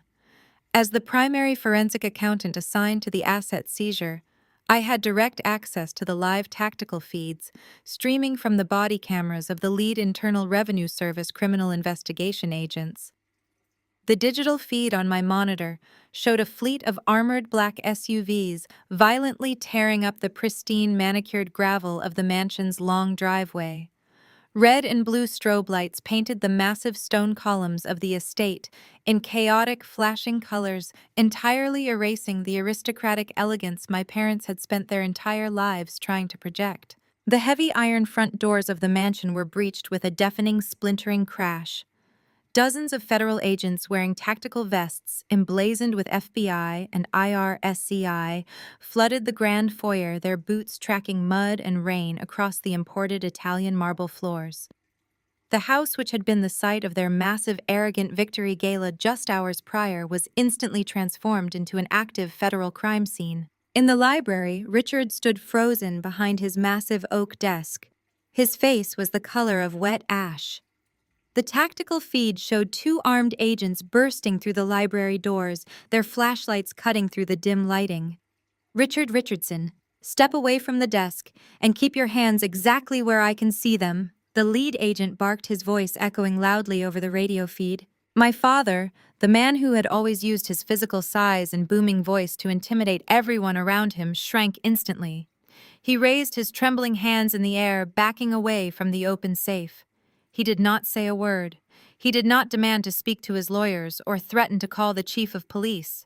He simply stared at the federal warrant the agent slammed down onto the leather blotter. He knew it was over. The absolute finality of the government seizing his entire fraudulent existence had completely paralyzed him. The commotion in the foyer was loud enough to wake the dead. Upstairs, the master bedroom doors flew open. The tactical cameras captured Jason and Kendra marching to the top landing of the grand sweeping staircase. They were a portrait of hungover drug-fueled entitlement. Jason was wearing a silk smoking jacket holding a half-empty crystal tumbler of scotch. Kendra was clutching her silk robe tightly around her waist, her phone already in her hand, fully prepared to film whatever minor inconvenience was interrupting her beauty sleep. "What in the absolute hell is going on down here?" Jason shouted, leaning over the ornate mahogany railing. His voice was thick with unearned authority and raw arrogance. "Do you have any idea whose house you are breaking into? I am the sole executive officer of this corporation. I will have every single one of your badges by tomorrow morning. Get out of my foyer." Agent Reynolds, a seasoned veteran of the Federal Financial Crimes Division, stepped to the bottom of the staircase. He did not flinch at the shouting. He simply looked up at Jason and pulled a thick stack of court-sealed documents from his tactical vest. "Jason Richardson." Agent Reynolds announced, his voice projecting clearly across the massive space. "We are executing a federal search and seizure warrant authorized by the United States District Court. This property, all affiliated holding companies, and every single asset contained within these walls are now under the exclusive jurisdiction of the federal government. You are hereby ordered to vacate the premises immediately." Jason let out a loud, mocking laugh, taking a step down the stairs as if he were addressing a confused bellhop. "You are making a massive career mistake, pal. My grandmother left this entire billion-dollar estate to me. The probate judge signed off on Friday. You cannot touch my property." "That is exactly the point, Mr. Richardson," Agent Reynolds replied coldly, gesturing for two agents to flank the staircase. "You legally claimed ownership of a corporate shell entity holding $50 million in federal tax evasion penalties, wire fraud liabilities, and leveraged debt. By signing the executive transfer documents, you pierced the corporate veil and triggered a personal guarantee clause. We are not just seizing the company, we are seizing your personal assets to satisfy the federal debt you voluntarily assumed." Kendra's face contorted into a mask of pure, unadulterated outrage. She rushed down the stairs past Jason, her bare feet slapping against the marble. "You are lying!" she shrieked, pointing her phone directly at the agents. "Jason is a billionaire. You are just trying to harass us. I am recording all of this, and my lawyers will destroy your entire department." Before she could finish her threat, a team of agents emerged from the formal dining room, carrying heavy, clear evidence bags. My screens provided a perfect view of the confiscated items. The agents were meticulously tagging and bagging the luxury goods Kendra had so proudly flaunted on her live stream. They had the custom emerald green gown, the Cartier Panther bracelet, the diamond tennis necklace, and a stack of highly exclusive designer handbags. Kendra let out a blood-curdling feral scream. She lunged forward desperately, trying to grab a Himalayan crocodile Birkin bag out of an agent's hands. "Get your cheap government hands off my bags. Those are mine. I am a luxury real estate broker. That is my private property. You cannot take my things." Agent Reynolds stepped smoothly into her path, blocking her from interfering with the evidence chain. "Ma'am, any asset purchased using credit lines attached to the fraudulent holding company is considered the fruit of a poisoned tree," he explained with mechanical, bureaucratic precision. "You bought those items using federal tax money that your husband embezzled from an operational trust. They belong to the United States Treasury now." Jason stumbled down the remaining stairs, his face pale and sweating profusely. He nearly dropped his glass of scotch on the marble. Wait. This is a mistake," Jason stammered, all his arrogant bluster vanishing into sheer panic. "My dad handles the accounting. My dad set up the transfer. I just signed the papers he put in front of me. I do not know anything about a $50 million tax debt." At that exact moment, two agents escorted Richard out of the library. My father looked completely hollowed out, a broken, defeated man being paraded through the center of his ruined castle. He kept his eyes glued to the floor, unable to look at the luxury surroundings he was about to lose forever. "Dad, tell them," Jason begged, his voice cracking with desperation as he rushed toward his father. "Tell them you made a mistake with the paperwork. Tell them to give the bags back to Kendra. Tell them we own the clean money." Richard slowly raised his head, his eyes settling on the son he had always favored, the golden boy he had ruined my life to protect. There is no clean money, Jason, Richard whispered, his voice cracking under the crushing weight of his absolute failure. Margaret set a trap. She isolated every toxic liability this family ever accumulated and wrapped it up in a fake corporate shell. She knew we would be too greedy to audit the portfolio. We signed the personal guarantees. We took the bait. We owe the government $50 million and we do not have a single dime to pay it. The silence that followed Richard's confession was absolute. The only sound in the massive foyer was the crinkling of the plastic evidence bags as the agents continued to load Kendra's luxury items onto a rolling cart. Kendra slowly turned to look at Jason. Her eyes were wide, taking in the full measure of the pathetic, trembling man standing in front of her. The realization was hitting her like a freight train. The wealth she had married into was an illusion. The billion-dollar empire she had been bragging about to her elite social circle was actually a federal prison sentence waiting to happen. "You are broke," Kendra said, the words slipping from her perfectly painted lips like poison. "Kendra, baby, listen to me," Jason pleaded, reaching out to grab her arm. "We can fix this. Dad will call the offshore brokers. We can hire a defense team. We just need to pool our resources." Kendra violently slapped his hand away, her perfectly manicured nails, leaving a sharp red scratch across his wrist. "Do not touch me, you pathetic fraud!" she screamed, her voice echoing off the high ceilings with sheer unhinged venom. "You lied to me. You told me you were the CEO of a global empire. You told me your grandmother left you billions.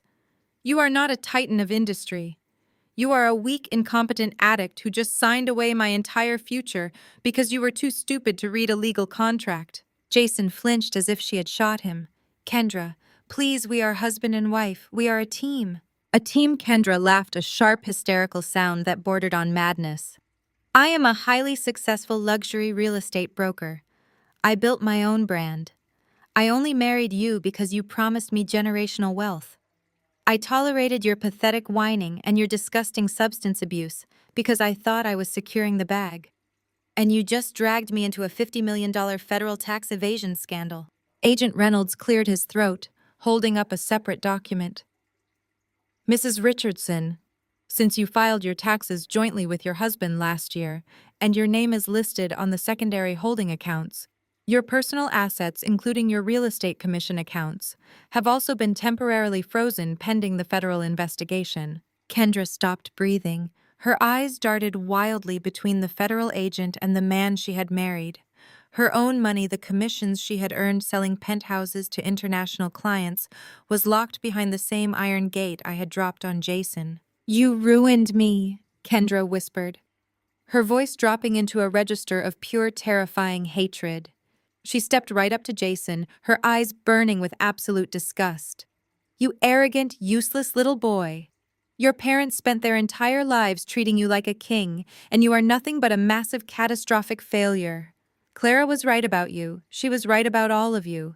With a swift, furious motion, Kendra reached up and unclasped the heavy diamond tennis necklace from her throat. She threw the expensive jewelry directly at Jason's face. The diamond struck his cheek and clattered onto the marble floor. Next, she ripped the massive platinum engagement ring off her finger. She did not throw it at him. She threw it directly into one of the open federal evidence bags sitting on the agent's cart. "I am filing for divorce the second I leave this house," Kendra declared, turning her back on him completely. "I am calling my lawyers and I am telling the federal prosecutors everything I know about your offshore accounts and your daily narcotic habits. Do not ever speak to me again." Kendra turned and marched toward the front doors, her bare feet stepping over the diamond necklace on the floor. She walked right out of the mansion and into the pouring rain, leaving her luxury life behind in federal custody. Jason collapsed onto the bottom step of the marble staircase. He buried his face in his hands, letting out a loud, pathetic sob that echoed loudly over the tactical audio feed.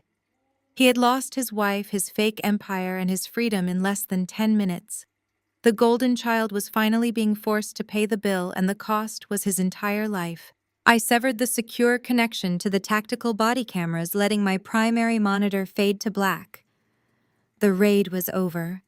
The physical dismantling of their fake empire was complete. But I knew my parents too well to believe they would simply accept their defeat. and quietly serve their federal sentences.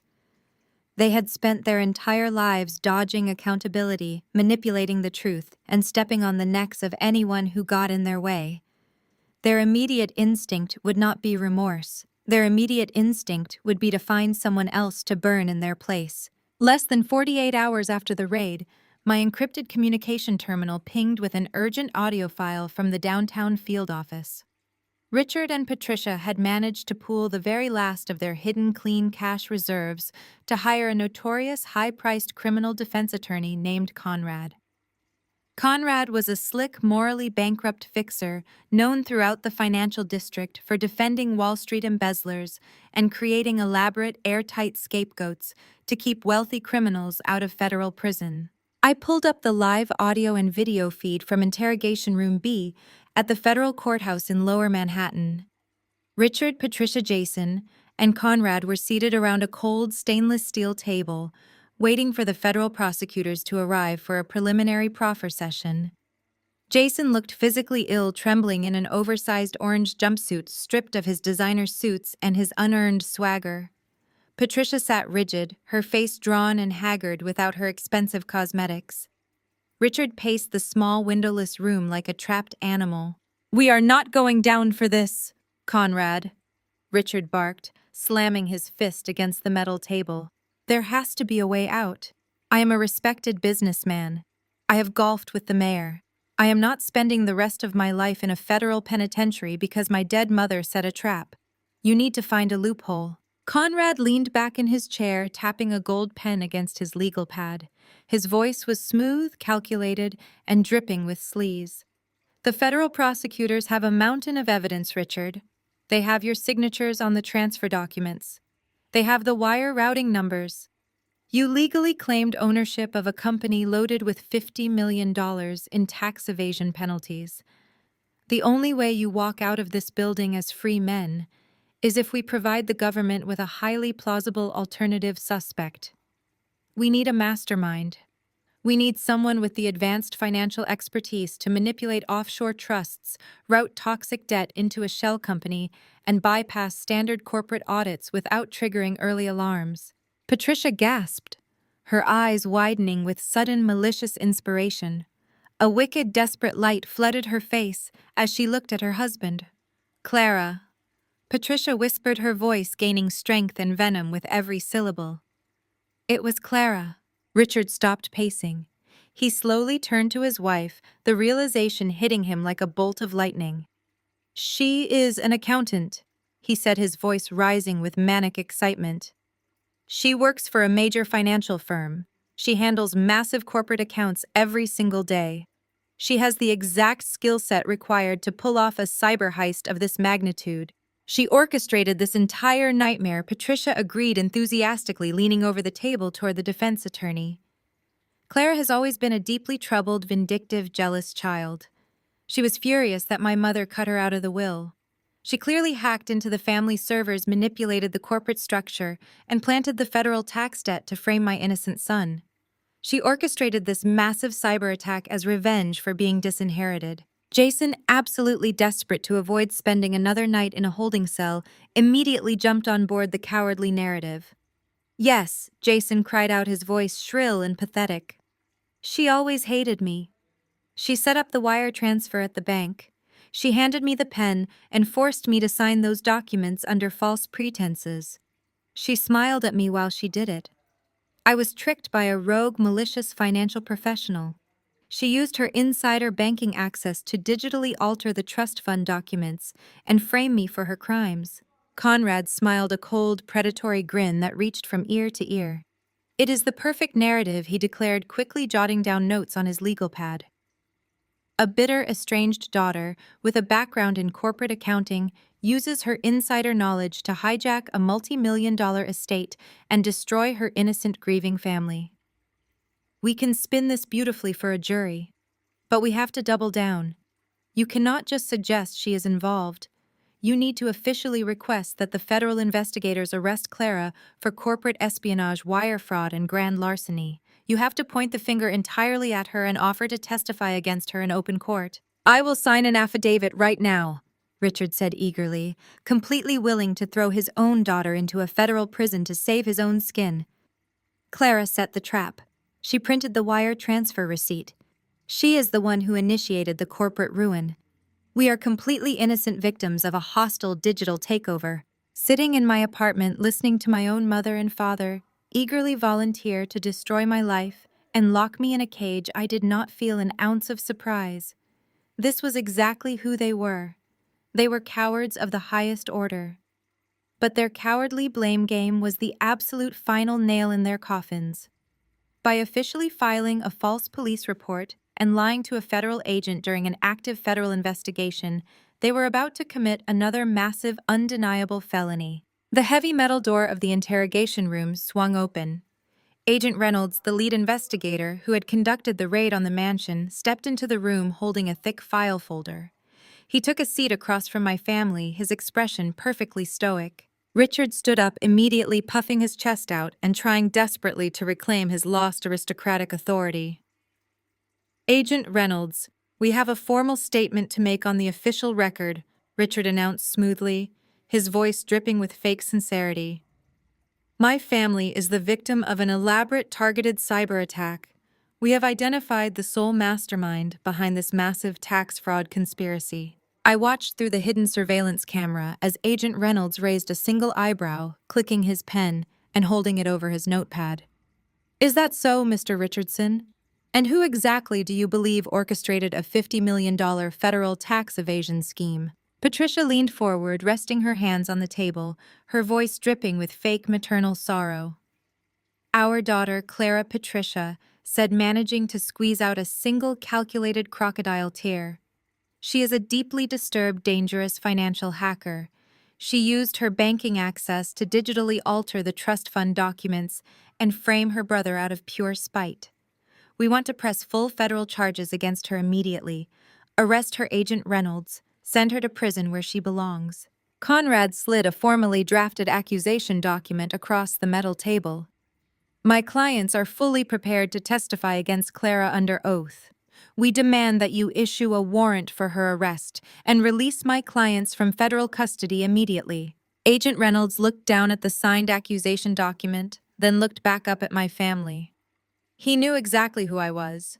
He knew my federal rank, my security clearance, and my role as the primary architect of their downfall. "Are you absolutely certain you want to make this official declaration on a federal record?" Agent Reynolds asked quietly. "Absolutely," Richard stated with supreme arrogant confidence. "She is guilty. Lock her up." Agent Reynolds nodded slowly, picking up the document. "Very well. I will have the lead federal forensic accountant assigned to this case come in here to discuss your allegations directly. She has been monitoring this investigation from the beginning.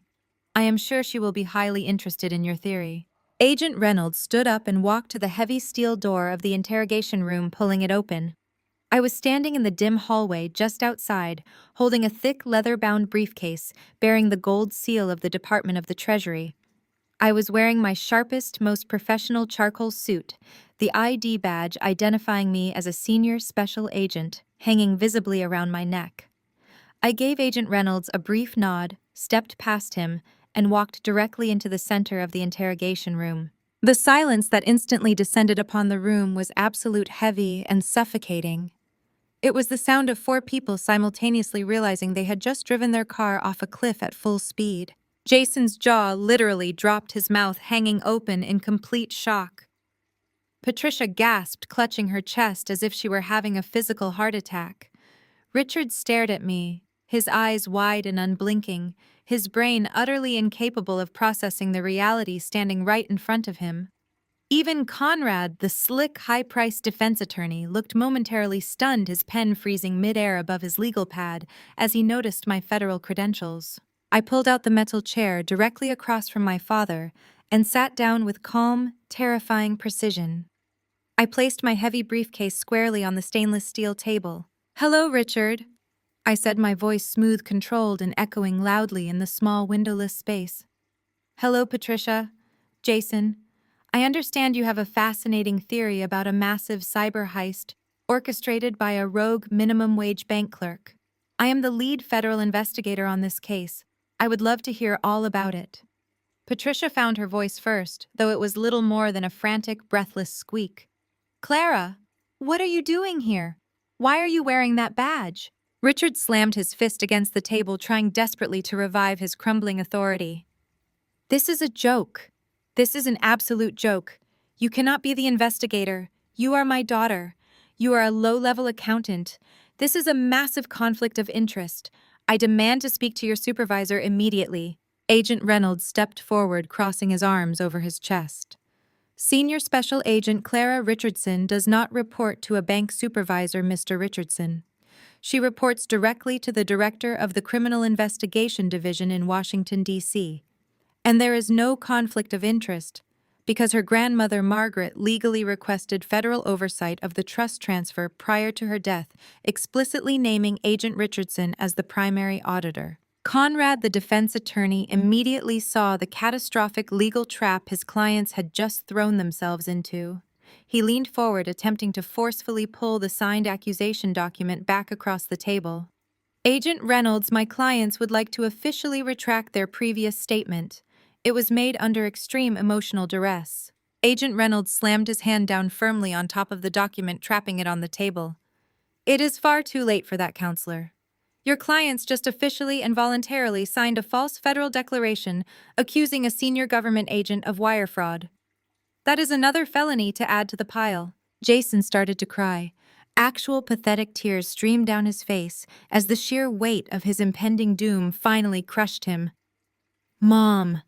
Dad, do something, Jason wailed, his voice cracking like a terrified child. Tell them she is lying. Tell them it is her fault. She set us up. She handed me the pen at the bank. She forced me to sign those papers. I leaned forward, steepling my fingers together on the cold metal table. I did not force you to do anything, Jason. You marched onto a restricted federal floor, aggressively demanded access to an account you did not verify, and willingly signed a document legally binding you to a toxic corporate shell.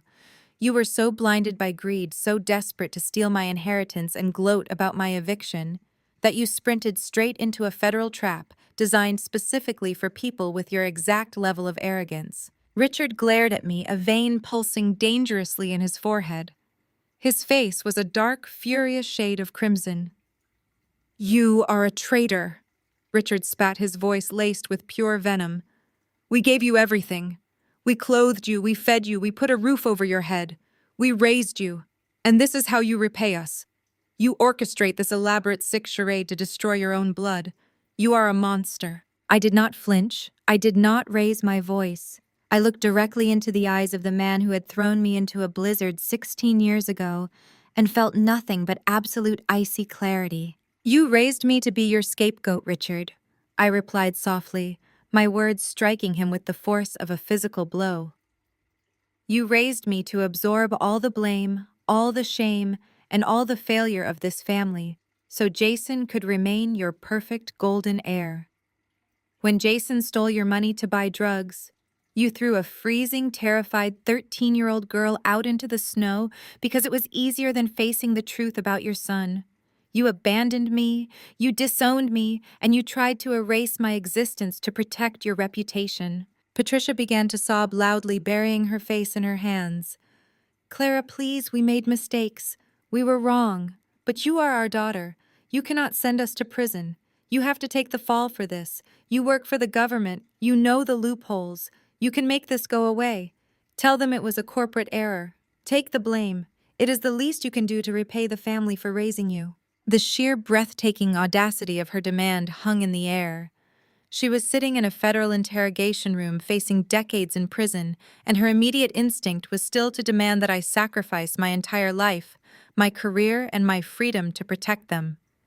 She still expected me to be the scapegoat. I let out a slow, sharp laugh.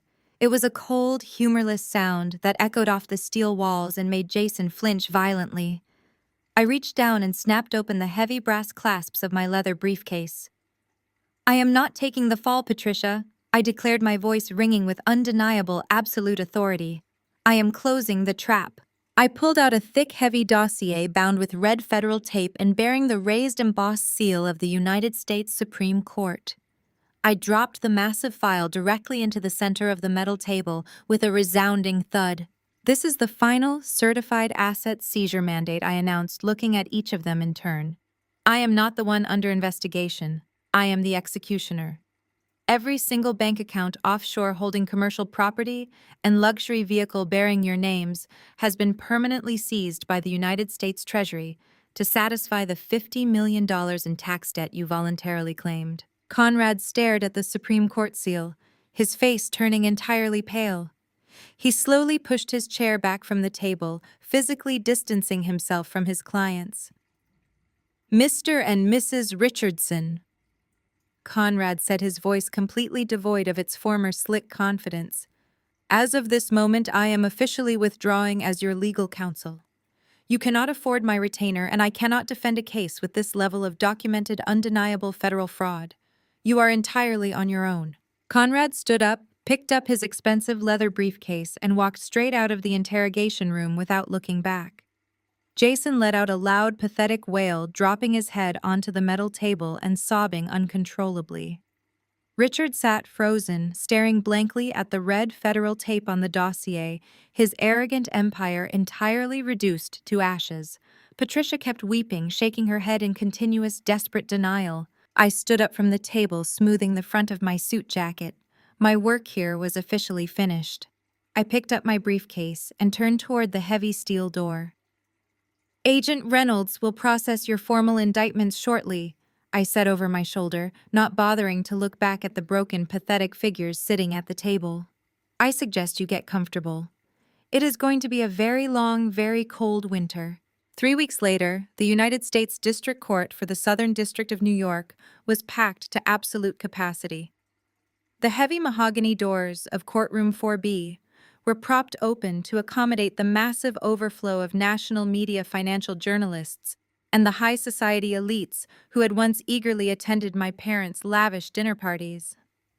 Those same elites were now sitting in the polished wooden pews, whispering excitedly, entirely thrilled to witness the spectacular public annihilation of the Richardson family. I sat at the prosecution table alongside Agent Reynolds and the lead federal attorneys. I wore a pristine, tailored navy blue suit, my posture perfectly straight, my government credentials resting on the table in front of me. Across the center aisle, seated at the defense table, were my father, my mother, and my brother. They had been denied bail due to being deemed severe flight risks given their extensive, though now frozen, offshore routing attempts. Stripped of their designer suits, luxury watches, and diamond necklaces, they looked incredibly small. They wore standard-issue orange federal prison jumpsuits. Jason was visibly shaking his hands, cuffed and chained to his waist.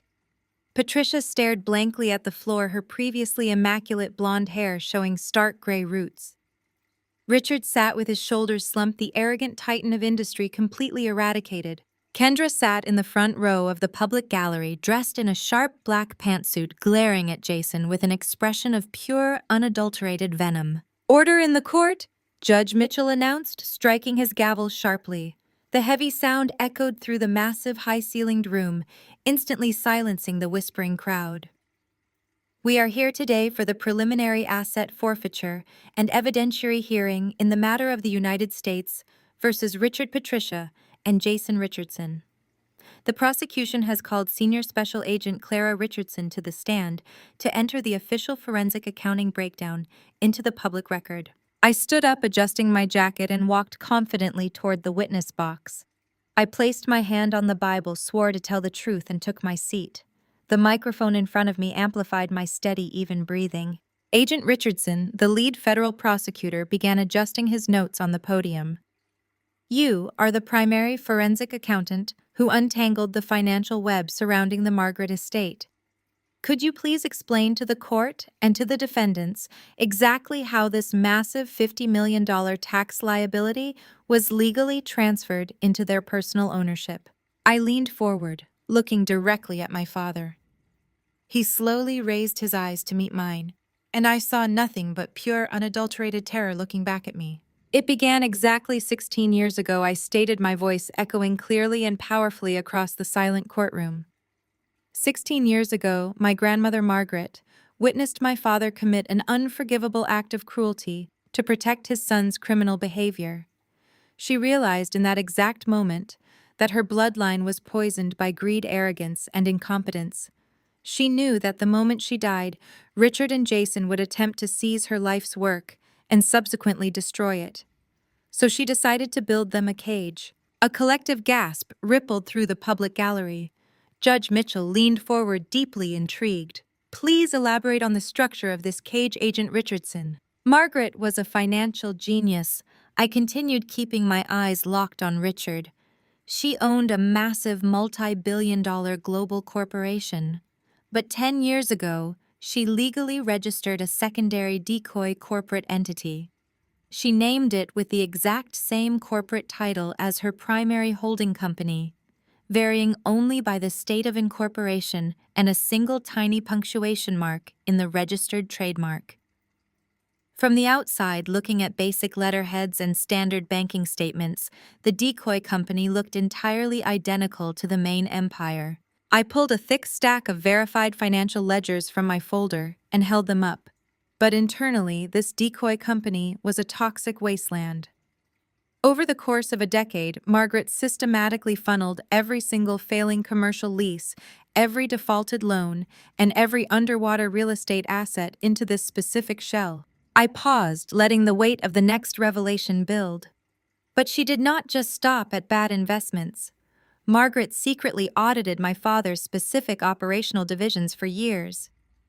Every time Richard committed corporate tax evasion, every time he illegally moved funds to avoid capital gains taxes, and every time he defrauded a vendor, Margaret meticulously documented the crime and quietly transferred that specific financial liability directly into the decoy shell company. She literally used Richard's own crimes to build the bomb that would eventually destroy him. By the time she passed away, that shell company held exactly $50 million in federal tax debt and IRS penalties. Jason let out a loud, pathetic whimper from the defense table, dropping his head into his chained hands. Patricia squeezed her eyes shut, silent tears streaming down her face. And how did the defendants assume this debt? The prosecutor asked, guiding me to the ultimate payoff. Through their own blinding arrogance, I replied smoothly. When Margaret passed away, my father panicked. He was terrified of losing control, so he bypassed the standard legal probate procedures. He hired someone in the criminal underworld to forge a new will naming Jason as the sole heir and himself as the lifetime executor.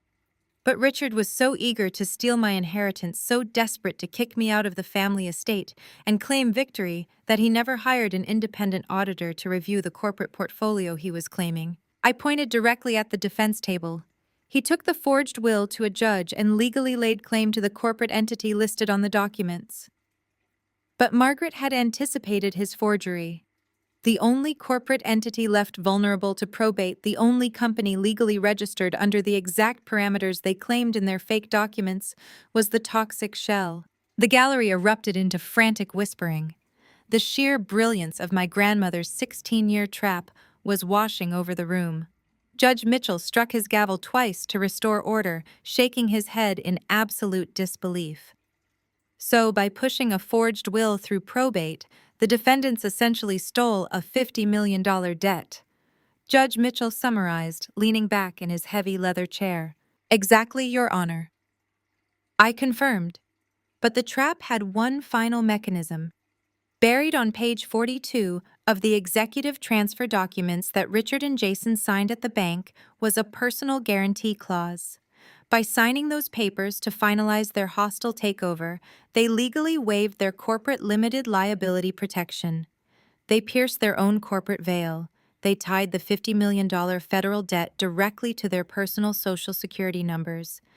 Every mansion, every luxury car, every piece of jewelry, and every offshore account they thought they owned is now legally seized by the United States Treasury to satisfy the debt they voluntarily assumed. Richard let out a guttural, agonizing groan, his chained hands gripping the edge of the defense table until his knuckles turned completely white. He looked at me with eyes full of absolute, desperate ruin. "Where is the real money?" Richard rasped, his voice cracking, completely ignoring court protocol. The billions. The real company. Where did she put it? Judge Mitchell glared at my father. Mr. Richardson, you will speak only through your court-appointed attorney. However, the court is also interested in the location of the primary estate assets, Agent Richardson. I smiled. A cold, victorious, and profoundly satisfying smile. I looked right at Jason, who had lifted his tear-stained face from the table to hear the answer. The real money is completely untouchable. I announced, the power of my words echoing off the high ceilings. 15 years ago, Margaret legally transferred every single clean asset, every profitable subsidiary, and all the actual billions into a highly secured offshore irrevocable trust registered in the Cayman Islands. Because it is an irrevocable trust, it completely bypassed the United States probate courts. It cannot be altered, it cannot be challenged, and it is entirely immune to any federal seizures related to my father's crimes. I paused, letting the absolute silence of the courtroom stretch for 3 dramatic seconds. And the sole exclusive beneficiary of that irrevocable trust is me. The courtroom exploded. The gallery gasped collectively, the financial journalists frantically typing on their laptops. Kendra, sitting in the front row, let out a loud, bitter laugh of pure disbelief, staring at Jason with a look of ultimate disgust. I own the empire, I stated, raising my voice to cut through the noise, staring directly into my father's defeated eyes. I own the actual corporation. I own the genuine real estate portfolio. I own the legacy. You spent your entire life treating me like a worthless, disposable scapegoat. You threw me into the snow and told me I was a disappointment. But Grandma Margaret saw the truth. She knew I was the only person in this bloodline with the integrity, the intelligence, and the strength to protect her legacy from parasites like you. Patricia suddenly stood up, her chains rattling loudly. Clara, please, she sobbed hysterically, abandoning all dignity in front of her former high society friends. We are your family. You have billions. You can pay the federal debt. You can save us. You cannot let us rot in prison. Please, you have to help your mother. Judge Mitchell slammed his gavel repeatedly. Sit down, Mrs. Richardson, or you will be removed from this courtroom immediately. Patricia collapsed back into her chair, burying her face in her arms, weeping with loud, heaving sobs. I looked at my mother, feeling absolutely no sympathy, no guilt, and no obligation. I turned my attention back to the prosecutor. The forensic accounting proves beyond a shadow of a doubt that Richard Patricia and Jason Richardson committed massive federal tax fraud, wire fraud, and forged legal documents to attempt a hostile corporate takeover. The $50 million debt is legally theirs. The government has full authorization to liquidate their seized assets to recover the stolen funds. Thank you, Agent Richardson, the prosecutor said, closing his folder with a sharp, definitive snap.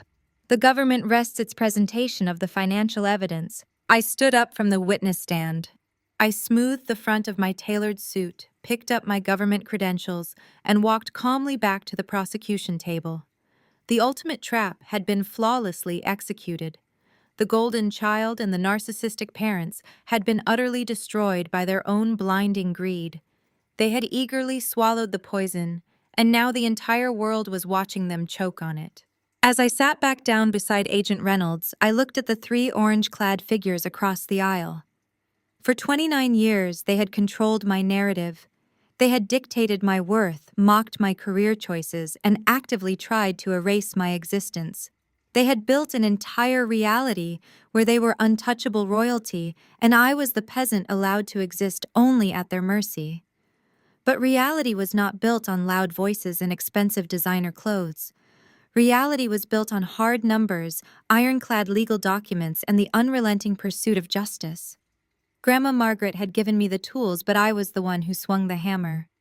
The $50 million anchor was permanently chained to their ankles, and the financial waters were rapidly rising above their heads. Judge Mitchell cleared his throat, breaking the heavy silence that had descended upon the courtroom, preparing to shift the proceedings to the asset liquidation phase. But before the federal prosecutor could call the next witness, a sharp, highly disruptive sound echoed from the front row of the public gallery. It was the unmistakable aggressive scrape of a wooden pew being violently pushed back. Kendra rose to her feet. She stepped out into the center aisle, completely ignoring the federal marshals who instinctively moved forward to block her path.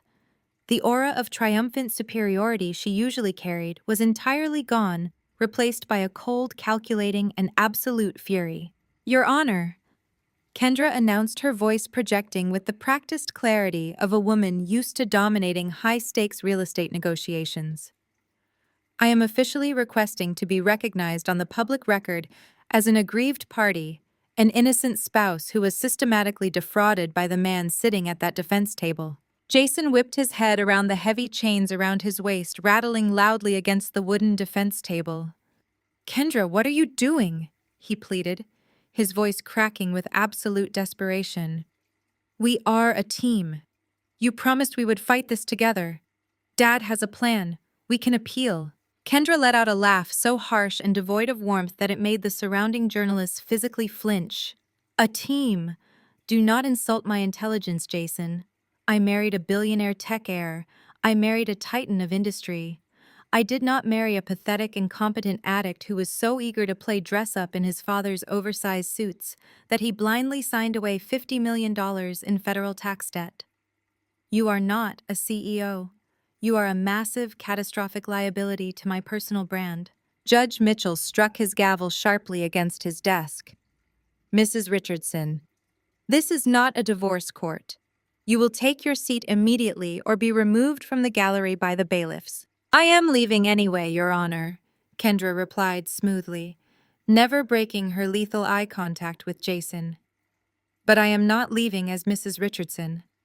My legal team filed the annulment papers 30 minutes ago. Furthermore, I have fully cooperated with the FBI, handing over every single bank statement, text message, and offshore routing number these three fools discussed in my presence. I am a highly successful self-made luxury broker, and I refuse to let this family of pathetic criminals drag my immaculate reputation down into their federal prison cell." Patricia gasped loudly from the defense table, straining against her handcuffs, her face turning purple with rage. "You ungrateful witch! We brought you into this family. We gave you access to the elite social circles you could only dream of. The elite social circles are currently sitting in the back rows watching you rot in an orange jumpsuit." Patricia Kendra shot back, her tone dripping with absolute venom. "You have nothing. Your mansion is gone. Your country club memberships are revoked. Your own daughter just checkmated you in front of the entire world. The only thing you have left is a prison sentence and a son who cannot even read a legally binding contract. You are an absolute joke." Kendra turned her terrifying gaze back to Jason. He was now openly weeping, fat tears rolling down his pale cheeks and dripping onto the collar of his prison uniform. She raised her left hand, her fingers gripping the massive multi-carat platinum engagement ring and the matching diamond wedding band. I watched from the prosecution table as Jason shook his head, frantically begging her to stop. "I wanted generational wealth," Jason Kendra said, her voice dropping to a low, lethal register that carried perfectly across the silent courtroom. "But all you gave me was a front-row seat to the most embarrassing financial suicide in corporate history. Have fun in federal lockdown. I hear the uniforms really wash out your complexion." With a swift, aggressive flick of her wrist, Kendra threw the heavy platinum rings directly at Jason. The jewelry sailed through the air and struck him squarely in the chest. The rings bounced off his orange jumpsuit and hit the polished wooden floor of the courtroom with a sharp, piercing clatter that echoed off the high ceilings. The diamond engagement ring rolled in a slow, uneven circle before coming to a complete stop right at the feet of the lead federal prosecutor. Jason let out a loud, agonizing wail. He slumped forward over the defense table, burying his face in his chained hands, his shoulders heaving with violent, pathetic sobs. "Kendra, please," he begged between gasping, choking breaths. "Do not leave me. I have nothing. I have absolutely nothing." Kendra did not even pause to watch him cry. She turned her back on him with flawless military precision. She adjusted the lapels of her black designer jacket, lifted her chin, and marched straight up the center aisle of the courtroom. The crowd of journalists and former high society friends parted immediately, giving her a wide berth as the sharp click of her heels punctuated the total silence of the room. The heavy mahogany doors swung open and she walked out into the hallway, permanently abandoning the golden child to choke on the ashes of the empire he had so desperately tried to steal. The heavy mahogany doors swung shut behind Kendra, severing the final thread of Jason's fabricated reality. He remained slumped over the defense table, his chained shoulders heaving with pathetic, uncontrollable sobs. He made no move to retrieve the discarded platinum rings resting near the prosecutor's feet. Judge Mitchell allowed the quiet hum of the gallery to settle for a few moments, letting the absolute devastation of the scene fully permeate the courtroom before striking his gavel one final time. "Mr. Richardson, control yourself and sit up," Judge Mitchell commanded, his voice devoid of any sympathy. "Theatrical displays will not alter the federal mandates currently sitting on my desk." Jason slowly lifted his head, his face red and swollen, looking like a terrified child rather than a corporate executive. Beside him, Patricia stared blankly at the empty aisle where her daughter-in-law had just vanished. Her breathing was shallow and rapid, the onset of a severe panic attack visibly taking hold as the undeniable reality of her total destruction finally pierced her narcissistic armor. She turned her head frantically toward the public gallery, desperately searching the faces of her former country club friends and charity board members for a single ounce of pity. She found nothing but cold, judgmental stares and raised cell phone cameras eagerly documenting her downfall. The lead federal prosecutor stepped up to the podium, adjusting his microphone. "Your Honor, based on the insurmountable financial evidence presented by Agent Richardson, combined with the defendant's voluntary assumption of the fraudulent shell company and the subsequent wire fraud triggers, the government formally requests that Richard Patricia and Jason Richardson be remanded to federal custody immediately. Furthermore, we are formally adding the charge of conspiring to forge a legal testament, a felony, in this jurisdiction which directly facilitated the federal tax evasion." Judge Mitchell nodded sharply, signing the heavy stack of documents on his bench. "The prosecution's request is granted in full. Given the extreme flight risk demonstrated by the defendant's previous attempts to liquidate assets and route funds to non-extradition territories, bail is permanently denied." The judge looked down from his elevated bench, fixing his stern gaze squarely on my father. "Richard Richardson, you spent your entire life orchestrating a masterclass in corporate greed and familial abuse. You thought your wealth made you untouchable. You thought you could simply forge a signature and steal an empire. But the very arrogance you weaponized against your own daughter is exactly what sealed your fate. You are hereby remanded to the custody of the United States Marshals Service pending formal sentencing."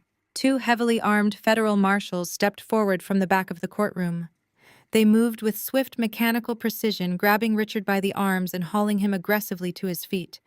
My father offered no resistance. The booming tyrannical patriarch who had violently thrown a freezing 13-year-old girl out into a deadly blizzard was completely gone. As the marshals locked the heavy steel cuffs around his wrists, Richard slowly turned his head to look at me across the aisle. His eyes were hollow, searching my face for a single shred of the frightened, desperate daughter he used to control. He found absolutely nothing.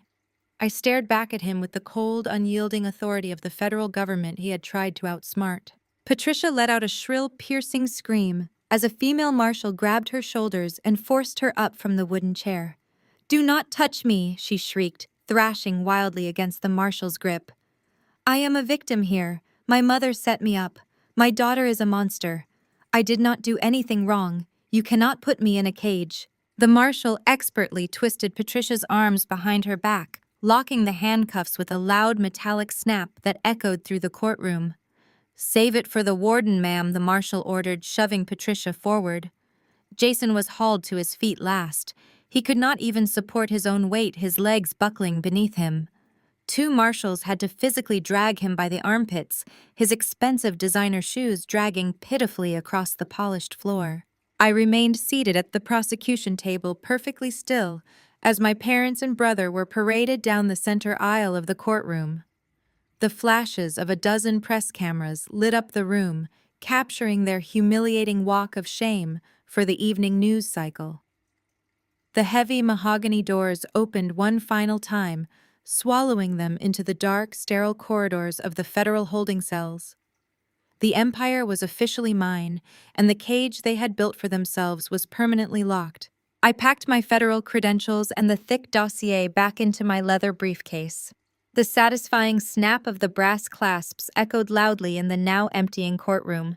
Agent Reynolds stood by the prosecution table watching me with a look of profound professional respect.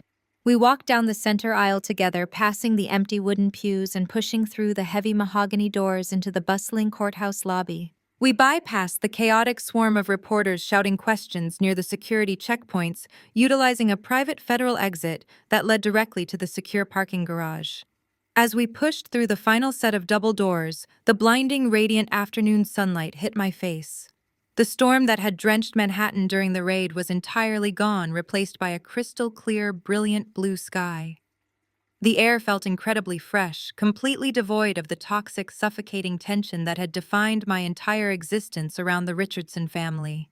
Agent Reynolds paused on the concrete steps, adjusting his sunglasses against the bright glare.